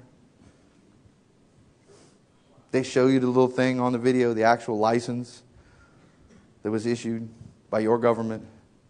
As soon as the war was over and they could produce it at pennies on the dollar by using Asian slaves, it was illegal again. True. Did you know Henry Ford created the combustion engine to run off of that? 100%. There's a reason why your car does not run on top dead center. True. Why? Why would I create an engine that won't run at peril? Why do I got to turn it 0.6% this way or 1% this way? Because it's not meant to run off of gasoline. It's meant to run off of hemp seed oil. And what comes out the tailpipe is water. You want to tell me about a plant created by God? You want to argue about whether or not it's evil? Hey, I don't know. I'm not a pastor. I do the best I can. But so far, the facts are going in the other direction. I can get too much out of it for my people. I can clothe my people, feed them, medicate them. Did you know right now you can take the plant fibers, you mix it with a lime and a little bit of water, grind that marijuana plant all up to little bits and pieces, mixes it with lime and water, and a chemical reaction happens. It's the only place in the world this happens. Petrification. In a bucket. In other words, a tree that turns to stone. Go look up hemp homes and see how they're built. They take the marijuana fiber, they put it into a bucket, they pour water on top of it, they grind it up in this machine, they spackle it on the outside of a thin piece of 1x4 insulation. It's like stucco, and bam, it is that thick and it's 10 times stronger than concrete. So I don't know. I don't have an answer to that. But as we move forward in time, as we look at the Revolutionary period, because Henry Ford and whatnot was all around the 1900s. Now, Abraham Lincoln and the British were smart enough, don't try and put the whole cookie in your mouth at one time. We tried that. It don't work. You can't eat the whole cookie. You take a little bite. Each time you take another little bite. And eventually you whittle that cookie down where you can put the last piece in your mouth and you've had the whole cookie. So they said, all right, Abraham. It's funny how his name is Abraham, isn't it? The same, but different. So Abraham said, I got the Emancipation Proclamation. I'm going to tell all the idiots out there who are uneducated and can't read that this emancipation means I'm going to free the slaves. Well, at the time, everybody who was educated knew that was untrue. They all knew it.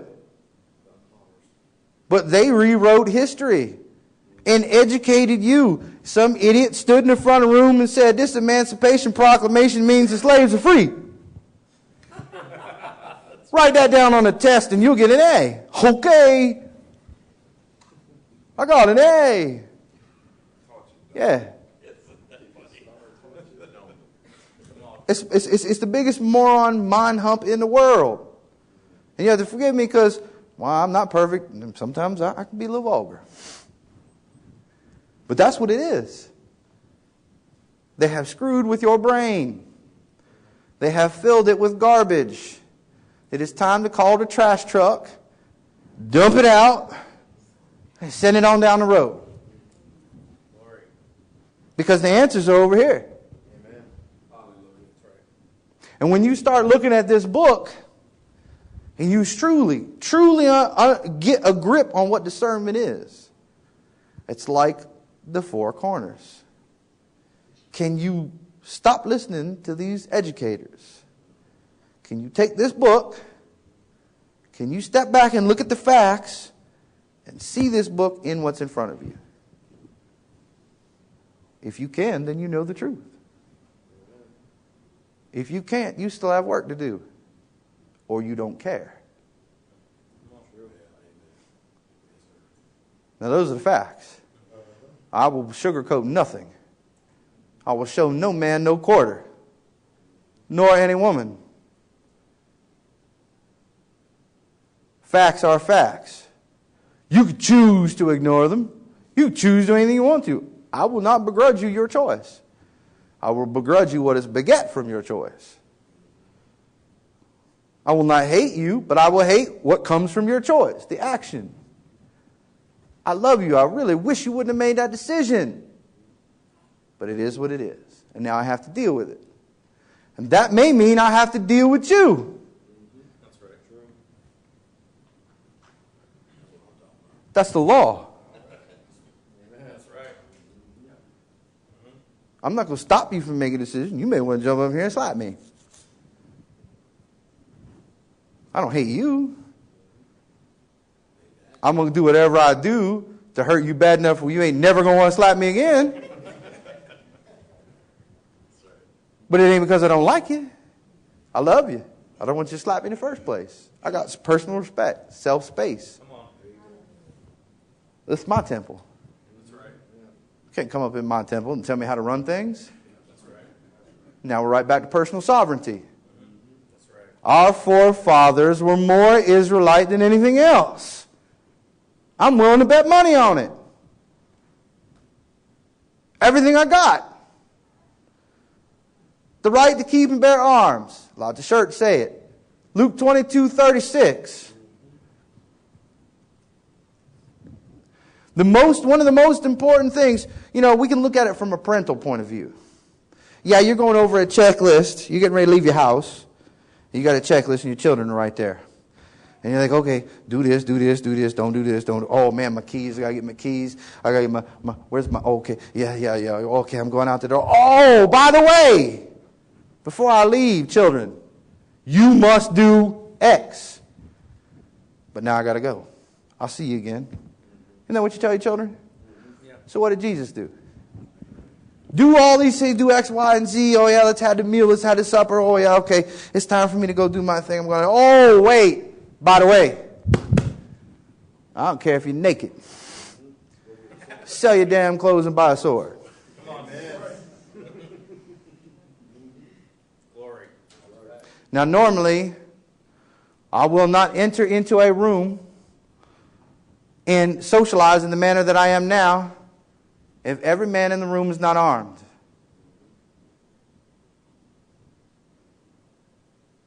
I hope that most brought their sword today.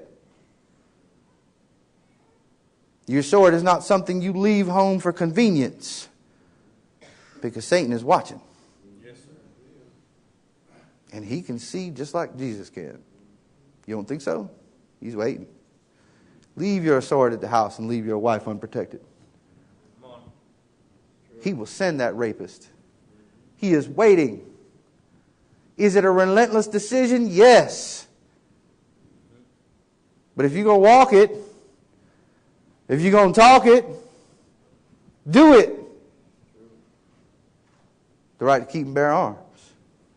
Every concept in the Constitution is right here. You have the right to free speech and speak your mind. Is that in here? Yes, sir. However, God has been smart enough to tell us, well, if you want to speak your mind and you want to continue to be free, what do you need? A sword. People aren't going to like what you got to say. People are going to cast you down, attempt to tear you down, abuse you, kill you, maim you. They want to stop the message. So what should you do? Defend yourself, stupid. That's right. Don't go out there in the street like an idiot. Hey, man, I was thinking, you really shouldn't do that because Jesus says it's wrong. They look around, they all got swords, and you just standing there with your toga on. Oh, what's going to happen? Oh, you think it's wrong, do you? Why don't you come on out here, partner? And we're going to take care of you right quick. But if you walk out of the house, and you flash your steel, and you say what you were doing is wrong, and the righteous man will put an end to it right here and right now, you will strike the fear of Yah in their soul. Now, some people are lunatics, and you will still have to deal with them. Yes, sir. That's just the way the cookie crumbles. Some of them brains out there, they don't fire all the way one direction or the other. You see that guy sitting on the side of the street, he's like twitching, and don't get out the car, because you're going to have to shoot him. Keep driving. If you see him down on the corner, and he's staring at every woman that walks by, and he's... Go around. Go another block the other way. You shouldn't seek out to kill a man. That's right. You should not walk into the dark alley where you know Satan is.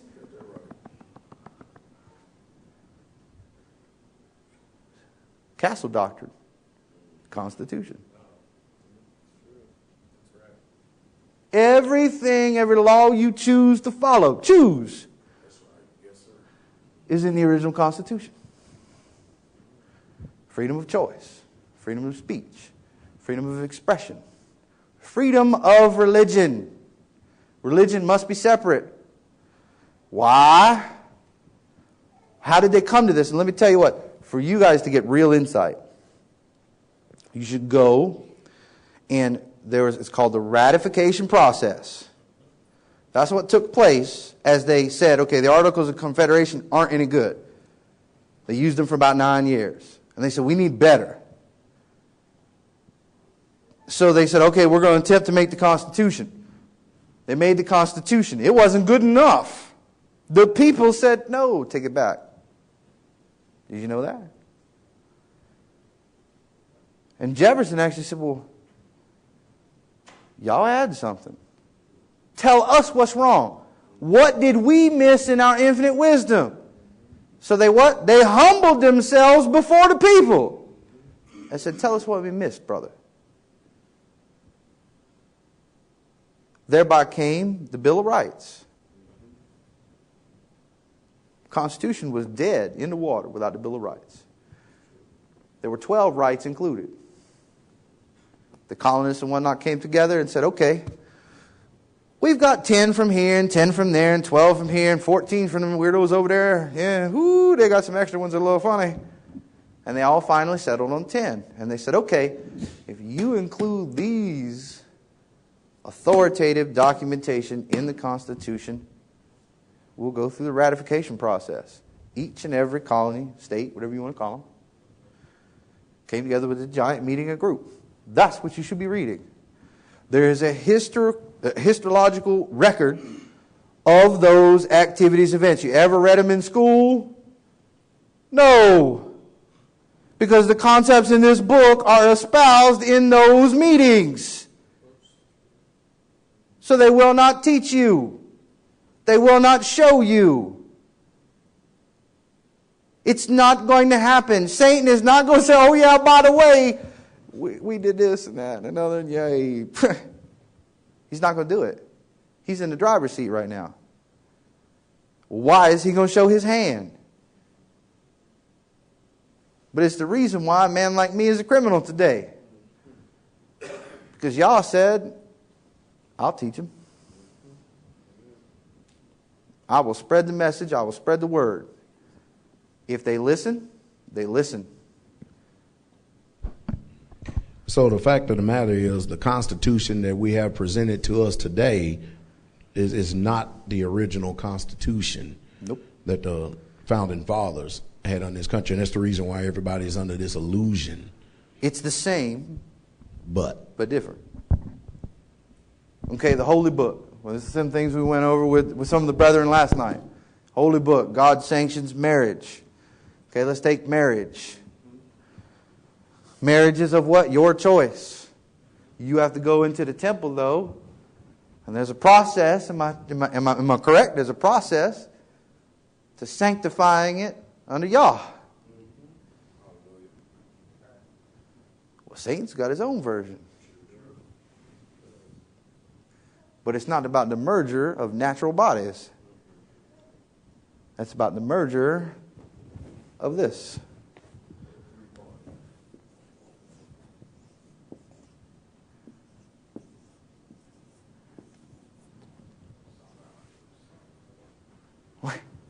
Let me give you the modern version.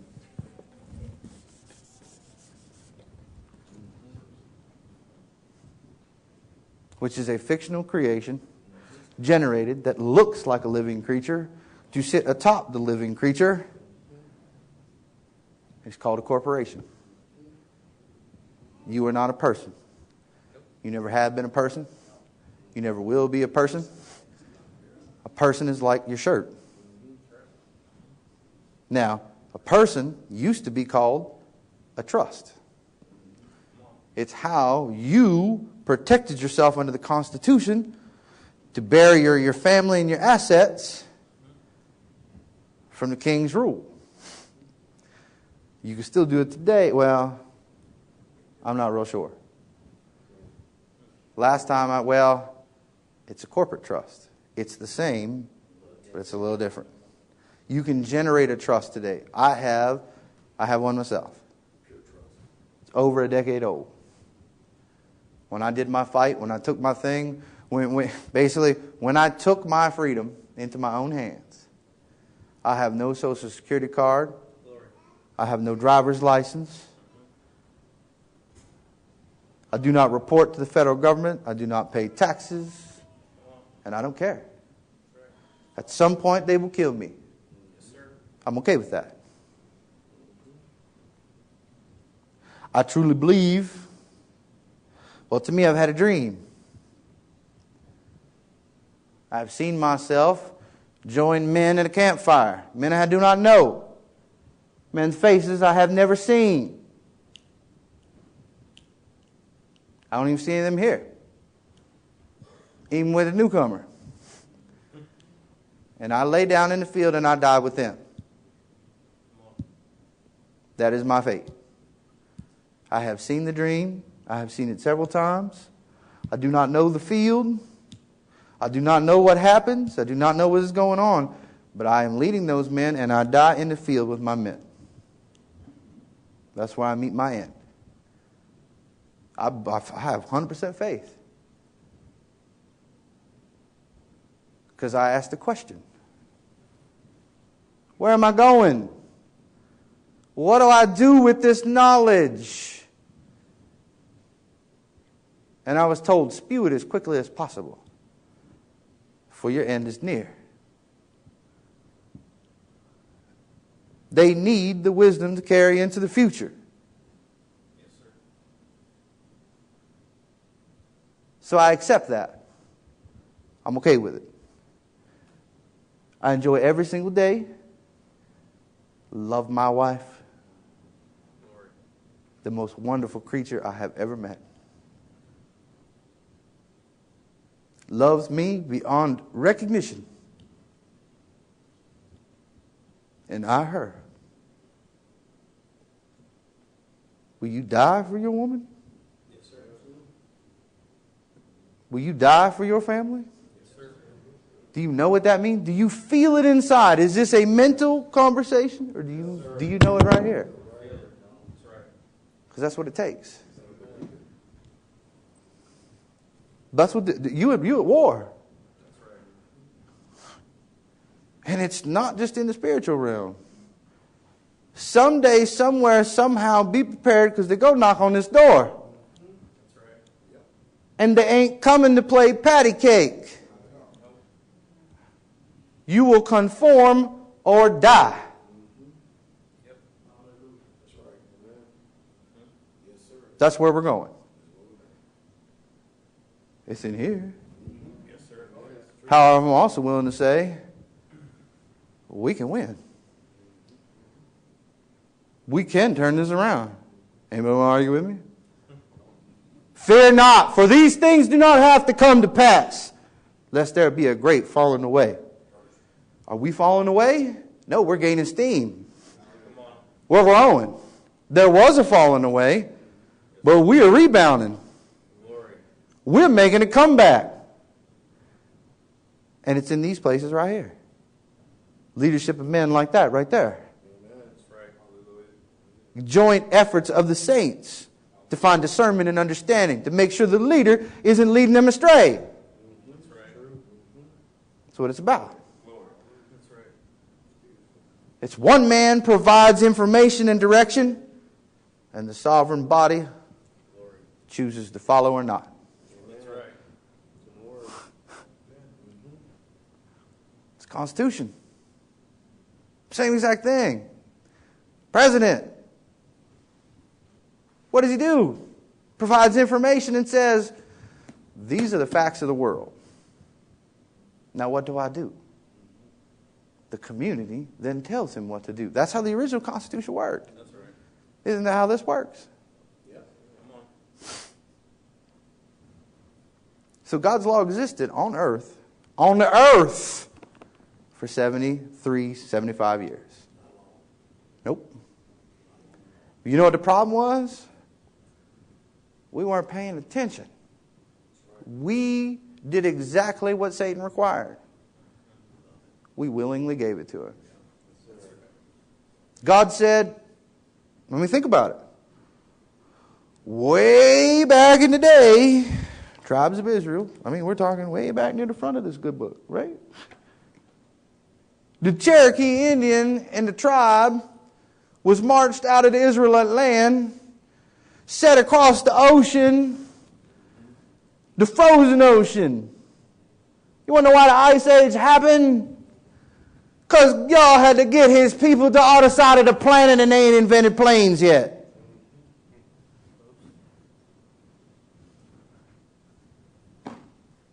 And it's been a chase, heading west.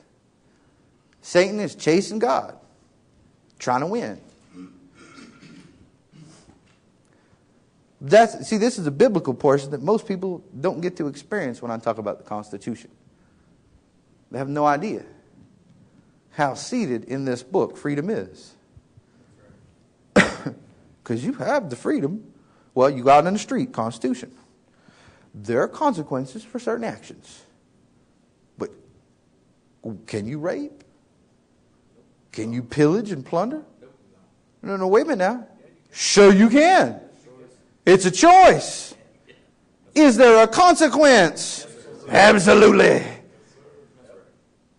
There's a consequence. But you can do it. You want to go to church? That's fine. You don't want to see, you don't want to have faith? That's fine. There's a consequence. But you can choose through your own sovereignty to say, none for me. God says, look, you'll poison your body if you eat swine. But the only time he says you can't eat swine is if you're going to walk in the way of me. Are you going to heaven? Then don't eat the swine. But if you don't want to go to heaven, eat all the pork you want. I don't give a damn. Suck the bones. It's really the reality.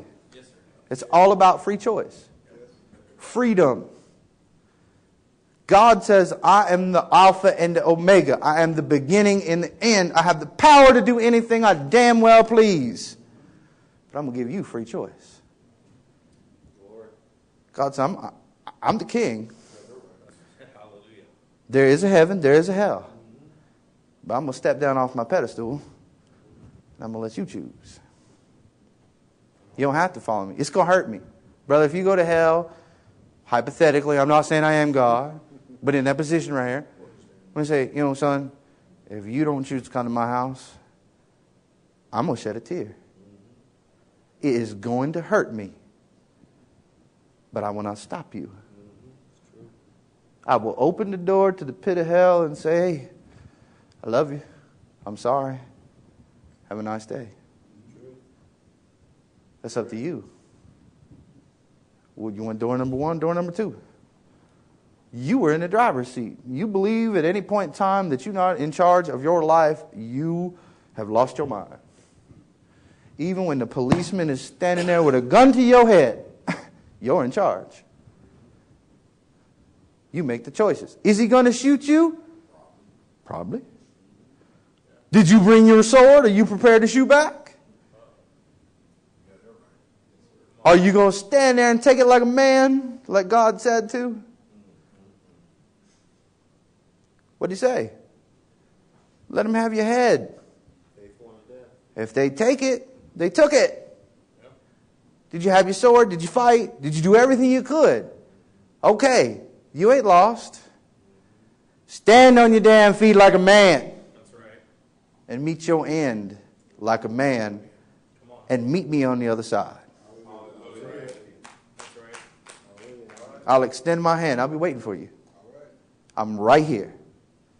Come to me, my children. The ideas of our founding fathers and the ideas being espoused today is completely and 100% the antithesis of what's in this book. Or let me break it down for you. Antithesis. This is a thesis. It's a theory. Really, if you think about it, if you want to go to heaven, you should do all these things. Well, that's God's plan. It's a theory. A theory is a law in practice. Now, nobody can prove it, which is why it's still a theory. Why can't they prove it? Because ain't nobody rose from the dead, come back with pictures of what heaven looks like. It's about faith. Well, Satan has an alternative theory. And they boil down into ideologies. And once you understand both sides, Sun Tzu, one of the greatest military leaders who has ever walked the planet, has conquered more territory, killed more men, destroyed more armies larger than him, obliterated technological giants in his face. I mean, the greatest military mind I have ever read. I have put into practice some of his operations. They are perfect. He makes no mistakes. Does he lose? Yeah, but he takes a hell of a lot of people with him. If he loses 1,000 men, you lost 10,000.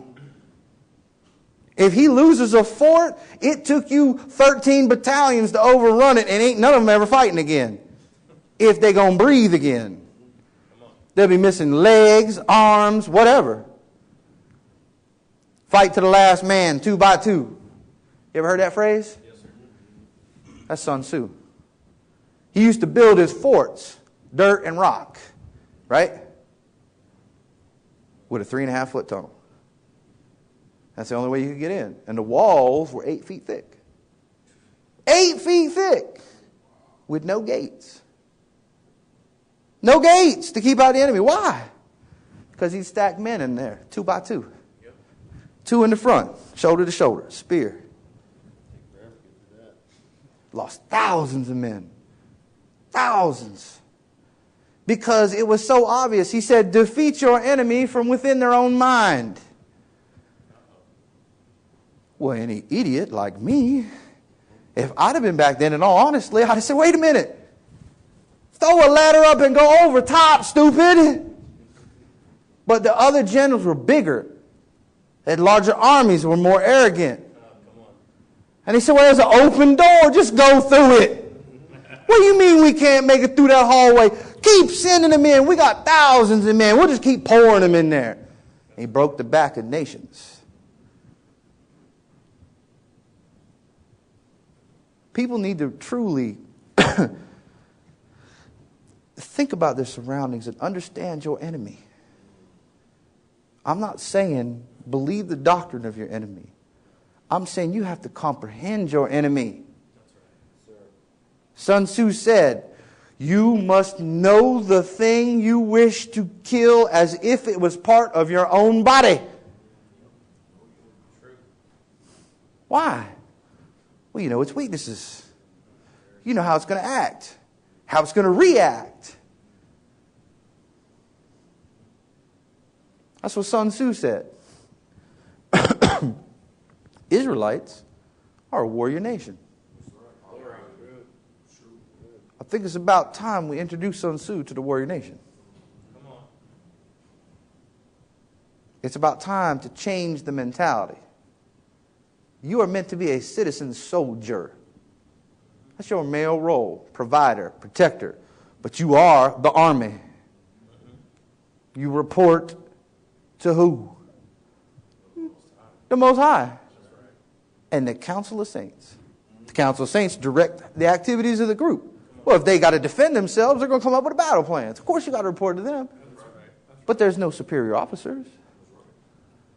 There is structure for you to take command from. Or else you just go wander around the field shooting each other. You won't know what the heck you're doing.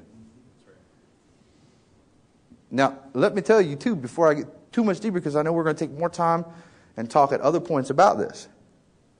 War.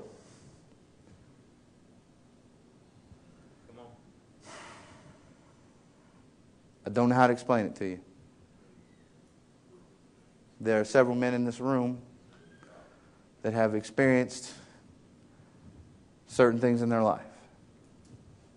You go into a foreign nation, however, that you do not occupy and you have not invaded, but yet you are there anyways. You have no food and supplies, and what you are supposed to do is gather information.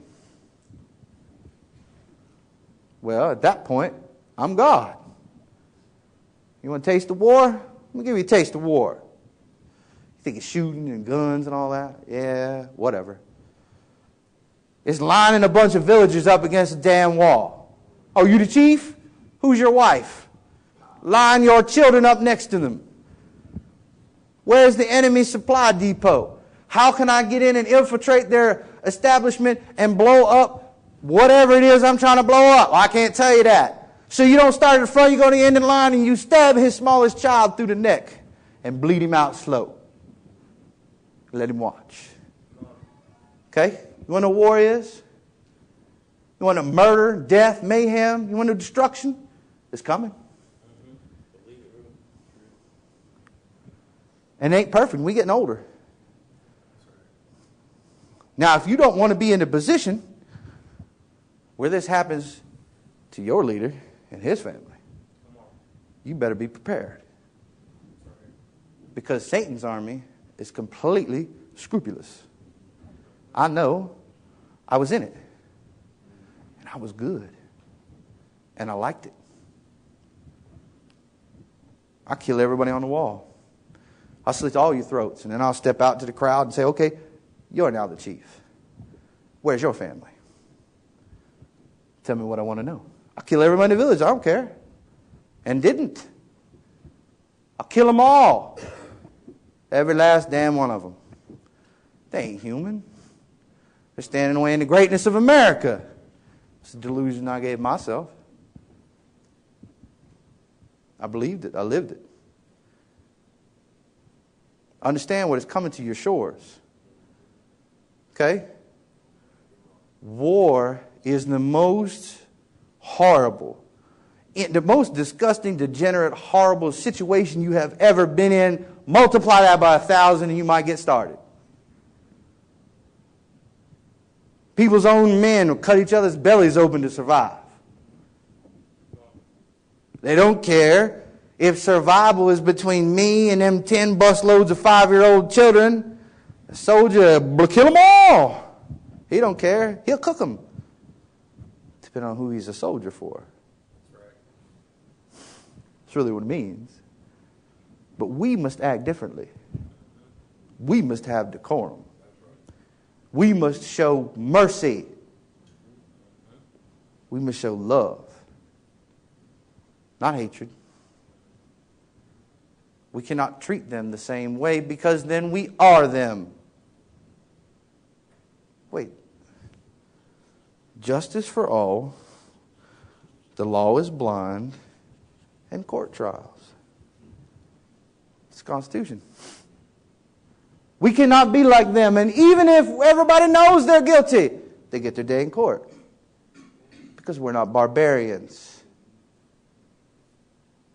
We have a different law. And ladies and gentlemen, it can come back. It may never completely take over the country. But I'm pretty sure here at the back, somewhere in this book, if you read, it talks about a remnant. We can sustain the law and the kingdom of heaven on earth. We can. We have the power. It was given to us by Yah. It was told to us how to do it. It's right here. It's a manual. But it takes discernment to find it in here. Now, me personally, and to those of you out there who are listening, when I was young, or younger, and it's after I met my wife. Yeah, I really wasn't that young. It was only about a decade ago. I asked several questions. I said, God, I'm disgusting. I am a disgusting, filthy, vile creature. I hate, I murder, I pillage, I burn, I destroy. I was a physical embodiment of the destroyer. You want to know truth? I'm not ashamed. If he can change my nature, or give me the power to control my nature, think what he can do for you.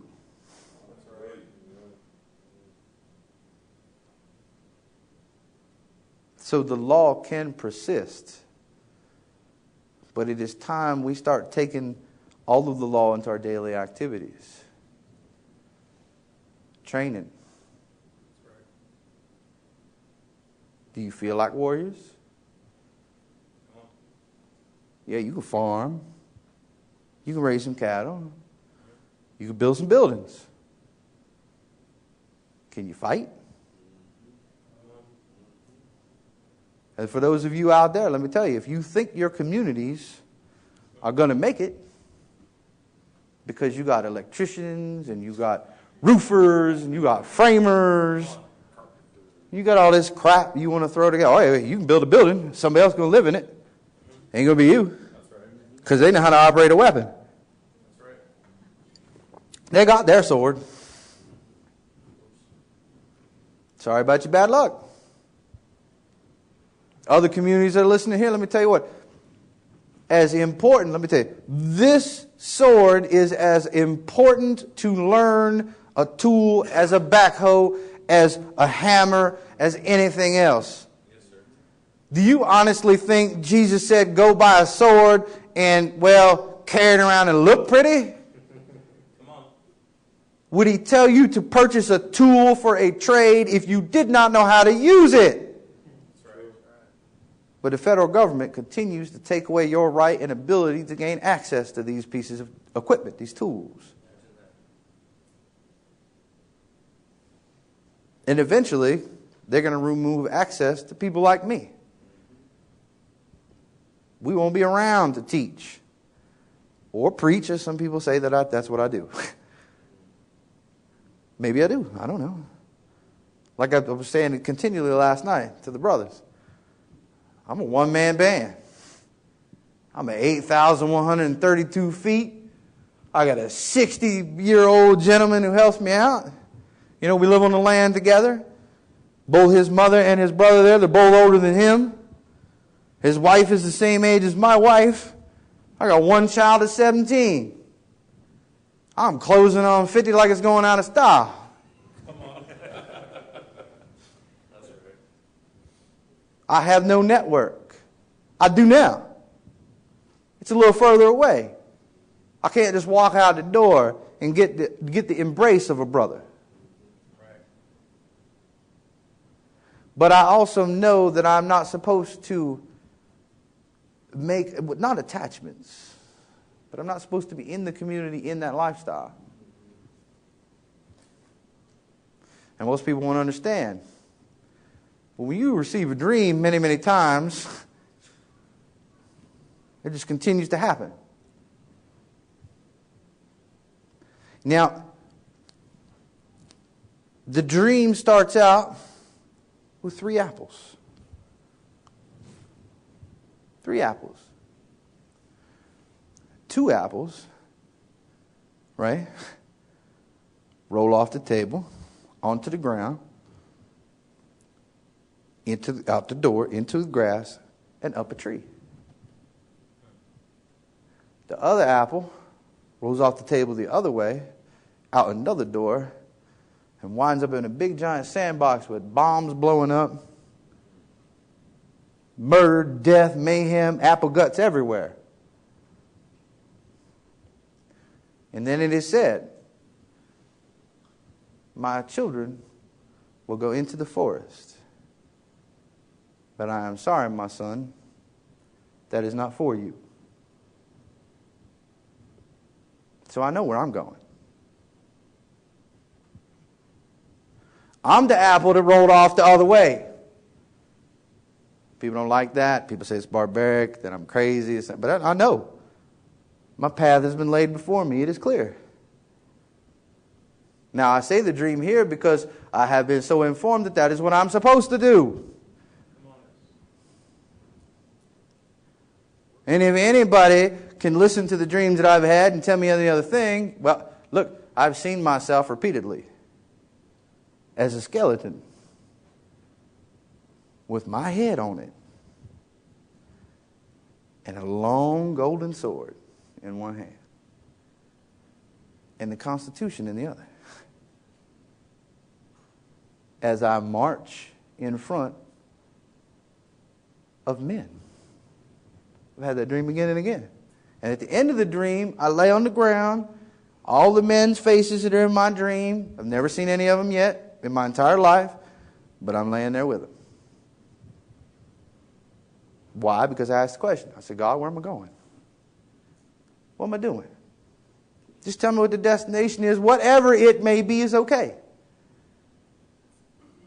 Well, I guess God thought I could handle it. Maybe that's the truth. Maybe it's not. Maybe I've interpreted it incorrectly, but I truly believe in my heart of heart that that's where I'm going. I don't get to go into the forest. I'm trying. I've tried to build an area where others can go. But when I am called to go forward, I will leave you. And I will seek my destiny under the wing of Yah somewhere else. It's just the facts. And I don't know how really to tell people much about that, because, I don't know, people think visions are nuts. But if I have the same one over and over and over again, if it comes to me in my sleep, if it comes to me when I am awake, and believe it or not, just like another brother, I asked another question. I said, well, God, if this is my destiny, what do I do with this knowledge? Well, then I had another dream. One word. Teach, teach, teach. I said, well, okay. I said, well, God, am I supposed to teach? And the next night it was, quickly. Teach quickly. I said, okay. I said, well, God, I need help. I said, I need somewhere for this information to go. I need the information to be important. Not me, the information. The message. But I said, I need help. You've already told me that ain't my job. The very next morning, I was introduced to the very first video by that man sitting right there. Every single time I have asked, an answer has been given to me, but I was prepared to listen. I was prepared to receive direction.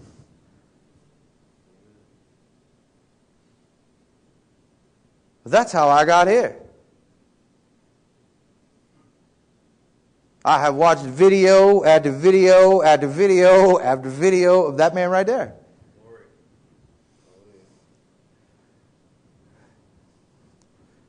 And I said, well, I said, God, I said, man, yeah, I get to talk to him. And there are other people from his community that call in. I said, man, but I know I'm not going there. I know I'm not going to live there. But I was selfish. And I asked for something. I said, can I see it? Can I taste it? Just once. Let me have it. The check came. The man said he wanted to have me out here to see his people. So obviously the answer was, all right, boy, I'm going to give you something. I'm going to throw you a bone. And here I am. I got what I asked for. I've shook the man's hand. I have embraced him. And I have seen the community. It's exactly what I asked for. Now, I've never said that to anybody yet, because I didn't want to say it till I got here. I even tried to stop the man. Didn't I?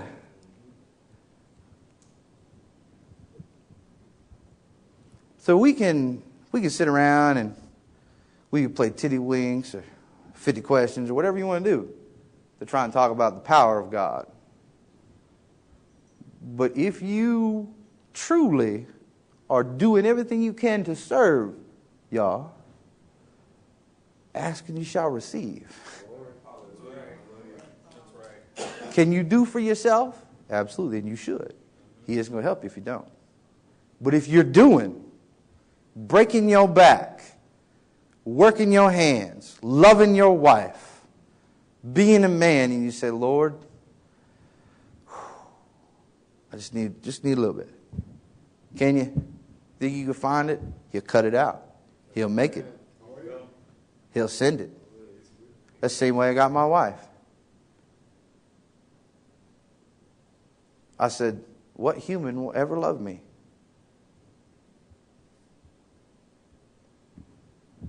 What woman will ever lay with me? I kill babies.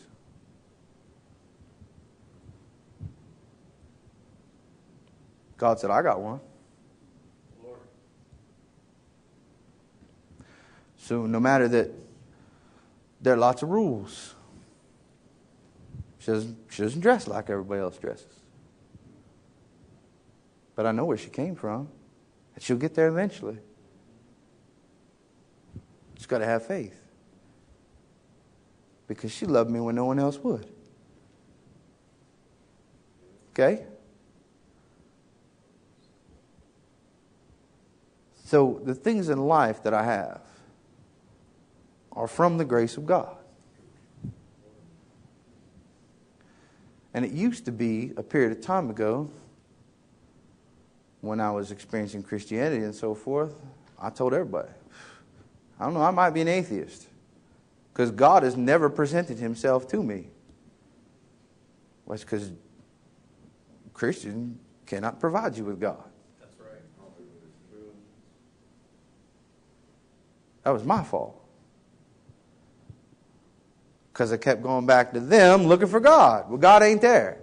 That's right. It ain't his house. He don't live there. He ain't got a window. There ain't no business going on there for him. True. He might be waiting outside hoping he can pick one off and say, hey, look, you need to come over to the Israelites and check it out. That's right. Glory. But he ain't in that building. And he ain't coming out the lips of that thing they call a preacher. That's true. That's right.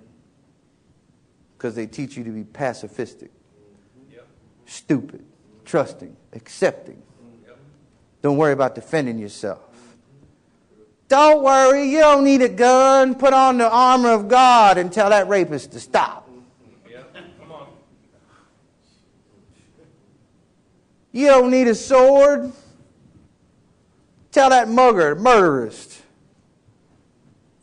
You stop that bad stuff. Well, if God was going to swoop down and save you, would he have told you to buy a sword? I mean, where's the common sense reality? Right. True. You can apply these things logically to your life, and we're going to, what we really want to do is Abraham, the second, Satan's Abraham. He went into Congress, pulled out guns, and pointed it to their heads. He said, "Sign it. Oh, die." The ones that refused to sign it were removed from office. Organic Act of 1871 and so forth had started its life. It was never ratified. No, was not. There was no seat in Congress capable. Almost 50% of them disagreed and said, no, not going to do it. Well, they were removed. And then he brought and appointed his own people and said, sign it. Sure thing, bossa. Done deal. Organic Act of 1871, or better known as the U.S. Constitution. A putrid, vile, disgusting, Satan document. And the reason why people don't get these things is because they aren't willing to make the acknowledgement that there is only two ideologies. Yah's and Satan's. That's the problem with atheists and so forth. I still love them. I have many an argument with atheists. I still care about them, their personal well-being in their body. I believe their mind is completely gone. I hope it gets reeled back in before they die. But I still care for them as I'm supposed to. And let me tell you, we start talking about the law, okay? We want to talk about corporate existence. When it originally came to effect, they transferred ownership of the slave to Congress. That's what happened. That's what the Emancipation Proclamation is, if you read it. break out the etymology of the words, fine-tooth comb, and go over the documentation. All slaves were reassigned ownership to the Congress. Yep. Then they offered, under constitutional law, this one, right here, 3 forms of taxation that's appropriate. If I offer you a benefit, if I offer you an opportunity, okay, or if you have status, when we talk about that. But those are only 3 ways you can be taxed. So why are you taxed today? It's God's law, right? Well, you taxed because you weren't paying attention. So it ain't exactly the same. You see, you work for a job agency. You have a social security number, and that means you work for a job agency. Oops. So every time you work or collect a paycheck or do any operation within that function, well, it's a privilege, better known as a benefit provided to you by the government. Don't you got your employee ID number? That's right. Did you not know that Washington got you that job? Did you not know they are an employment agency? Yep. You want to know about marriage? I'll tell you what, right now, those in this world, and if there are any in this room, I'm sorry. But marriage, if you went to the state and you heard some fool stand up in front of the room and say, by the power invested in me by the state, you're a whore and an adulterer because you ain't married. It's a merger of 2 corporations. Read the documentation. See what that license says. By the merger of these corporations, hereby in and with, all signatories attend that the product of this merger belongs to the state. So not only are you a fornicator, not only are you not married, but the children you produce aren't even yours. That's right. You want to slow it down? Oh, okay. Well, sorry. I didn't even know. I just keep talking. It has been informed to me that it is time for the victuals to begin. And I'll talk you till you're skinny. So let's go ahead and we're going to break. I don't know whenever we're back, but Pastor's going to give us the information. All right. There's a lot of good information to hear. Yes, sir. Yes. A lot of good information to hear, and of course, I know that many of you are not going to understand a lot of the things that he's saying, and that's the reason why you need to have some questions too. Okay, so we can get an understanding. Now, if you notice, the ministry here is definitely quite different than any other ministries that you may be familiar with. I'm sure of that, right? Y'all know that, right? Yes, sir. All right. And of course, when you start hearing this history, see, that's the reason why I wanted Brother Eric to come here. I wanted him to expound the history, because I'm not nowhere near as good as about the history as he is, to see how we got here. So you see that these Ashkenazis are, they there, isn't they? They there, they're big time. All right. I want to show you something. Well, you're all familiar with this passage, but I'm going to read this passage of the scripture again to show you. You see, basically, as a people, we've been castrated. That's right. Now, you follow me? And the state has used Christianity, the religion of Christianity, to make sure that this castration is complete. Now, you follow me? So basically, everybody has become good subjects, and we're still under the king, following the laws of this land right. But I want to show you something over in 1 Maccabees, all right? We're familiar with King Antiochus. Some people call him Antiochus, right? And, of course, you know it talks about Alexandria and his reign, the Greek. Or I call him, Alexander the Greek. Somebody call him the Greek. I'll call him what he is, the Greek. All right.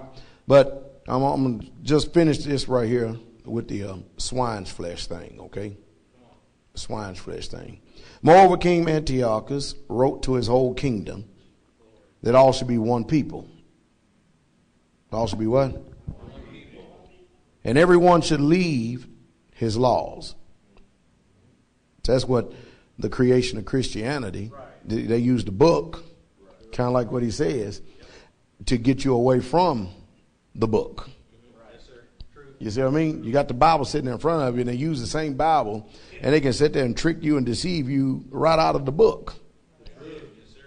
Brother Jermaine, he'll tell you, we'll probably call Brother Jermaine up tomorrow. He had a very interesting experience with me yesterday in Bowling Green. I had somebody stop me and said, what is a Hebrew Israelite? I go, we're right in the doorway of Sam's where everybody's listening, and people stopped and started listening. Yeah, perfect place, wasn't it? Mm-hmm. And you could tell he was some form of an educator, an older guy, an educator. You know what I mean? I asked him, did I lie? What did he say, Brother Jermaine? No, you didn't lie. No. He said, you didn't say anything false. I was thinking, that's a funny way to put it. You know what I mean? But anyway, all right. And everyone should leave his laws, so that all the heathen agreed. Who agrees? According to the commandment of the king. Yea, and many also of the Israelites consented to his religion. That's why we got people today that's dumb and don't know who they are. And I'm trying my best to do what I can to wake them up and wake their conscience up and get them out of darkness, out of Christianity, and out of Judaism, Jewish and Messianics. As a matter of fact, out of all of it. Let's just go ahead and cover that. Okay? But it says, look, and this is our problem, that many also of the Israelites consented to his religions and sacrificed unto idols and profaned the Sabbath, the test commandment. You see what I mean? So the way we got to the condition or how we're here today is because the people that went before us consented. They consented to his religion, consented to whatever the king wanted. That's why we're in the condition we are today. That's why we look like a thumb out of joint. That's why people call us cult.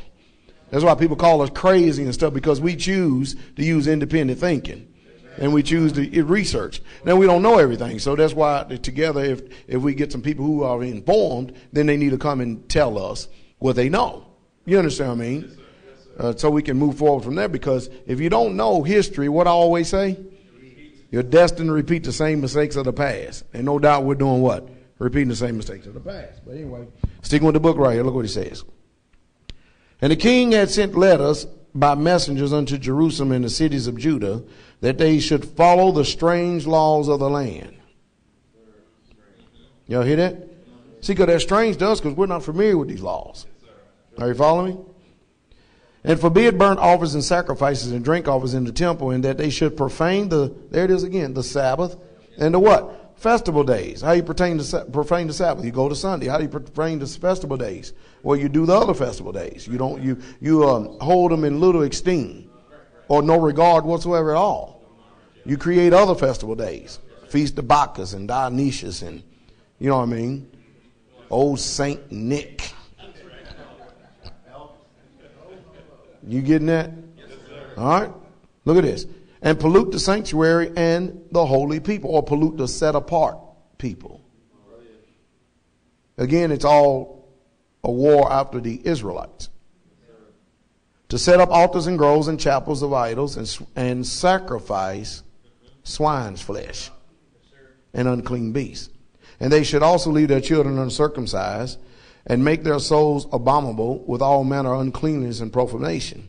To the end, this is the whole purpose, to the end that they might forget the law. And we talk about the law more than anything, don't we? Is all this is to the end that they might forget the law. Because see, his character is Torah. Are you following me? His character is the Word. Are you following me? And the Word was made flesh. Are you following me? Look at this now. And whosoever would not do according to the king's commandment, he said should die. We were sitting at the table this morning. I said, You know, they can sit there. I believe it was at the table. Oh, where was it at? Y'all may have heard me, but I said, you know, it's amazing because most people, even including sitting in this room and you out there that are listening, most people are not ready for the decision I'm getting ready to put before them. Are you following me? It's easy for us to say it, but you need to really truly search your heart. You follow me? Most of us would freely take up the opposite. Now here it is. I said, you know, it's amazing. They could come and tell you, here's just one spoon of pork, swine. You know, it's just one spoon. You go ahead and consume this one spoon, and you'll live. But if you don't want to consume this one spoon, then you'll die. And believe it or not, there are people out there that will say, well, Yahweh want me to live. So he will want you to live to transgress his law, right? You see what I mean? I say, well, that's an easy decision for me. That's how I take that spoon and shove it down his throat. You understand? So you already know what my decision is. There won't be no compromise. Zero, zilch, nada. But some of you don't have it settled in your hearts. You're out there to listen. No, you don't. Pastor Dowd is not going to knowingly, willingly. That's why we believe in trying to raise our own food and grow our own food. You know what I mean? Consume swine flesh. Are you following me? So he better go ahead and shoot me, because if he don't shoot me, if I get to him before he do. Yeah, you see, that's the attitude. Are we going to obey Yah, obey man? You see what I mean? Most people, we've been conditioned, we don't see nothing wrong with it, because we've been eating it so long to the end that we might forget the law. Now you can't even talk to the people out there. Maybe we can get Brother Eric on the next session here on first day to speak on this. I'd like you to try to speak on this vein right here, because what we have that I deal with more than anything, we have a bunch of people that are constitutionalists. Are you following me? And they're very passionate towards the Constitution. Are you following me? But they won't keep the commandments. And my question to them is the same I say to other people. What good is it to be passionate towards the Constitution? Because I understood he's talking about two different constitutions. The Constitution he's talking about is the Constitution that supports the law of the Most High Yah. In case you didn't hear that. Are you following me? But what most people would do, they would turn around and they would actually die for a Constitution that they so-called believe in. Are you following me? But will not keep his commandments. Uh-oh. Because it's not written in the original Constitution, remember the Sabbath day to keep it holy. Is that correct? You see what I mean? So that you have to go back to the law in order to know how to keep the law. The reason why I wrote the law of the land, because they had different peoples of different diversities and backgrounds that they all agreed that this is how we can live in peace and harmony. You know what I mean? I don't step on you, you don't step on me, and this is the base of the law, since you won't read this book over here. Is that making any sense? Are you following me? And that's how you need for people to function in harmony and peace. Most people don't understand stuff like this. So we have to present and keep talking about it. All right? Now, let me finish this, because we need to eat. I'm hungry. In the selfsame manner, he wrote to his whole kingdom and appointed overseers over the people, commanding the cities of Judah to sacrifice city by city. That's why your sheriffs and your police departments and everybody come in. They're going to make sure that this law is supported. All right? Now, I'm not anti what you call it government. You follow me? I'm anti-government of Yah. Yes, sir. Any government is not a government of Yah, I'm anti. Okay. All right. Then many of the people who were gathered unto them, to wit, everyone forsook the law. So they committed evils in the land, and drove the Israelites into secret places, even wheresoever they would flee for succor. Now, the 15th day of the month of Keshu, in the 144th year. Let me go on down right here. Look at this. Let me hit this part right here. And verse 56. And when they had rent into pieces the books of the law, which they found, they burned them with fire. And whosoever was found with any of the book of the testament, or of any consented to the law, the king's commandment is that they should put him to death. So guess who's trying to play Yah? And using fear and coercion. You know, Revelations 13 talks about it, and he causeth all. There's a cause. And that cause is to lead you to make a decision. You follow me? Now look at this. And whosoever was, okay, 58. Thus did they by their authority unto the Israelites every month, to as many as were found in the city. See, I told y'all from the beginning, this thing is about eradicating y'all's witness in this earth. That's what it's all about. He just got finished telling you that. This whole thing is to seek out and to uproot the Israelites. Because Satan has a kingdom and then Yah has a kingdom, all right? Look what it says right here. Thus did they by their authority and Israelites. Okay, 59. Now, the 25th day of the month, they did sacrifice upon the altar, which was the altar of Yah, at which time, according to the commandment, they put to death certain women that had caused their children to be circumcised. Here's some Israelite women that are obeying the law. All right, look at this, what it says right here. And they hanged their infants about their necks and rifled their houses and slew them that had circumcised them. Howbeit many in Israel were fully resolved. Y'all hear that? And confirmed in themselves. What they confirmed with? You and me agreeing, or was it settled right here? It's settled right here. And look at this. Not to eat any unclean thing.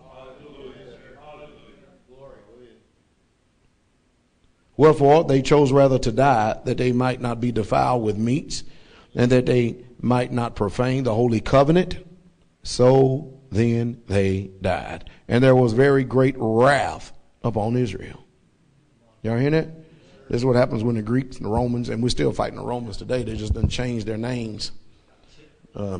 Like we told you many times before. All right. Okay. Well, anyway, we know, let me see. We got Blog Talk tonight. We got Blog Talk. Brother Eric, you going to be with me tonight on Blog Talk? Okay, we're going to do a Blog Talk tonight. And then, of course, we got Sabbath morning, Accusing Spirits 2. Accusing Spirits 2, and then we'll be back here on, we'll give a time. We'll give a time then, okay? Sometime Sabbath or maybe Blog Talk, all right? All right, shalom. Have a good day. Let's go eat.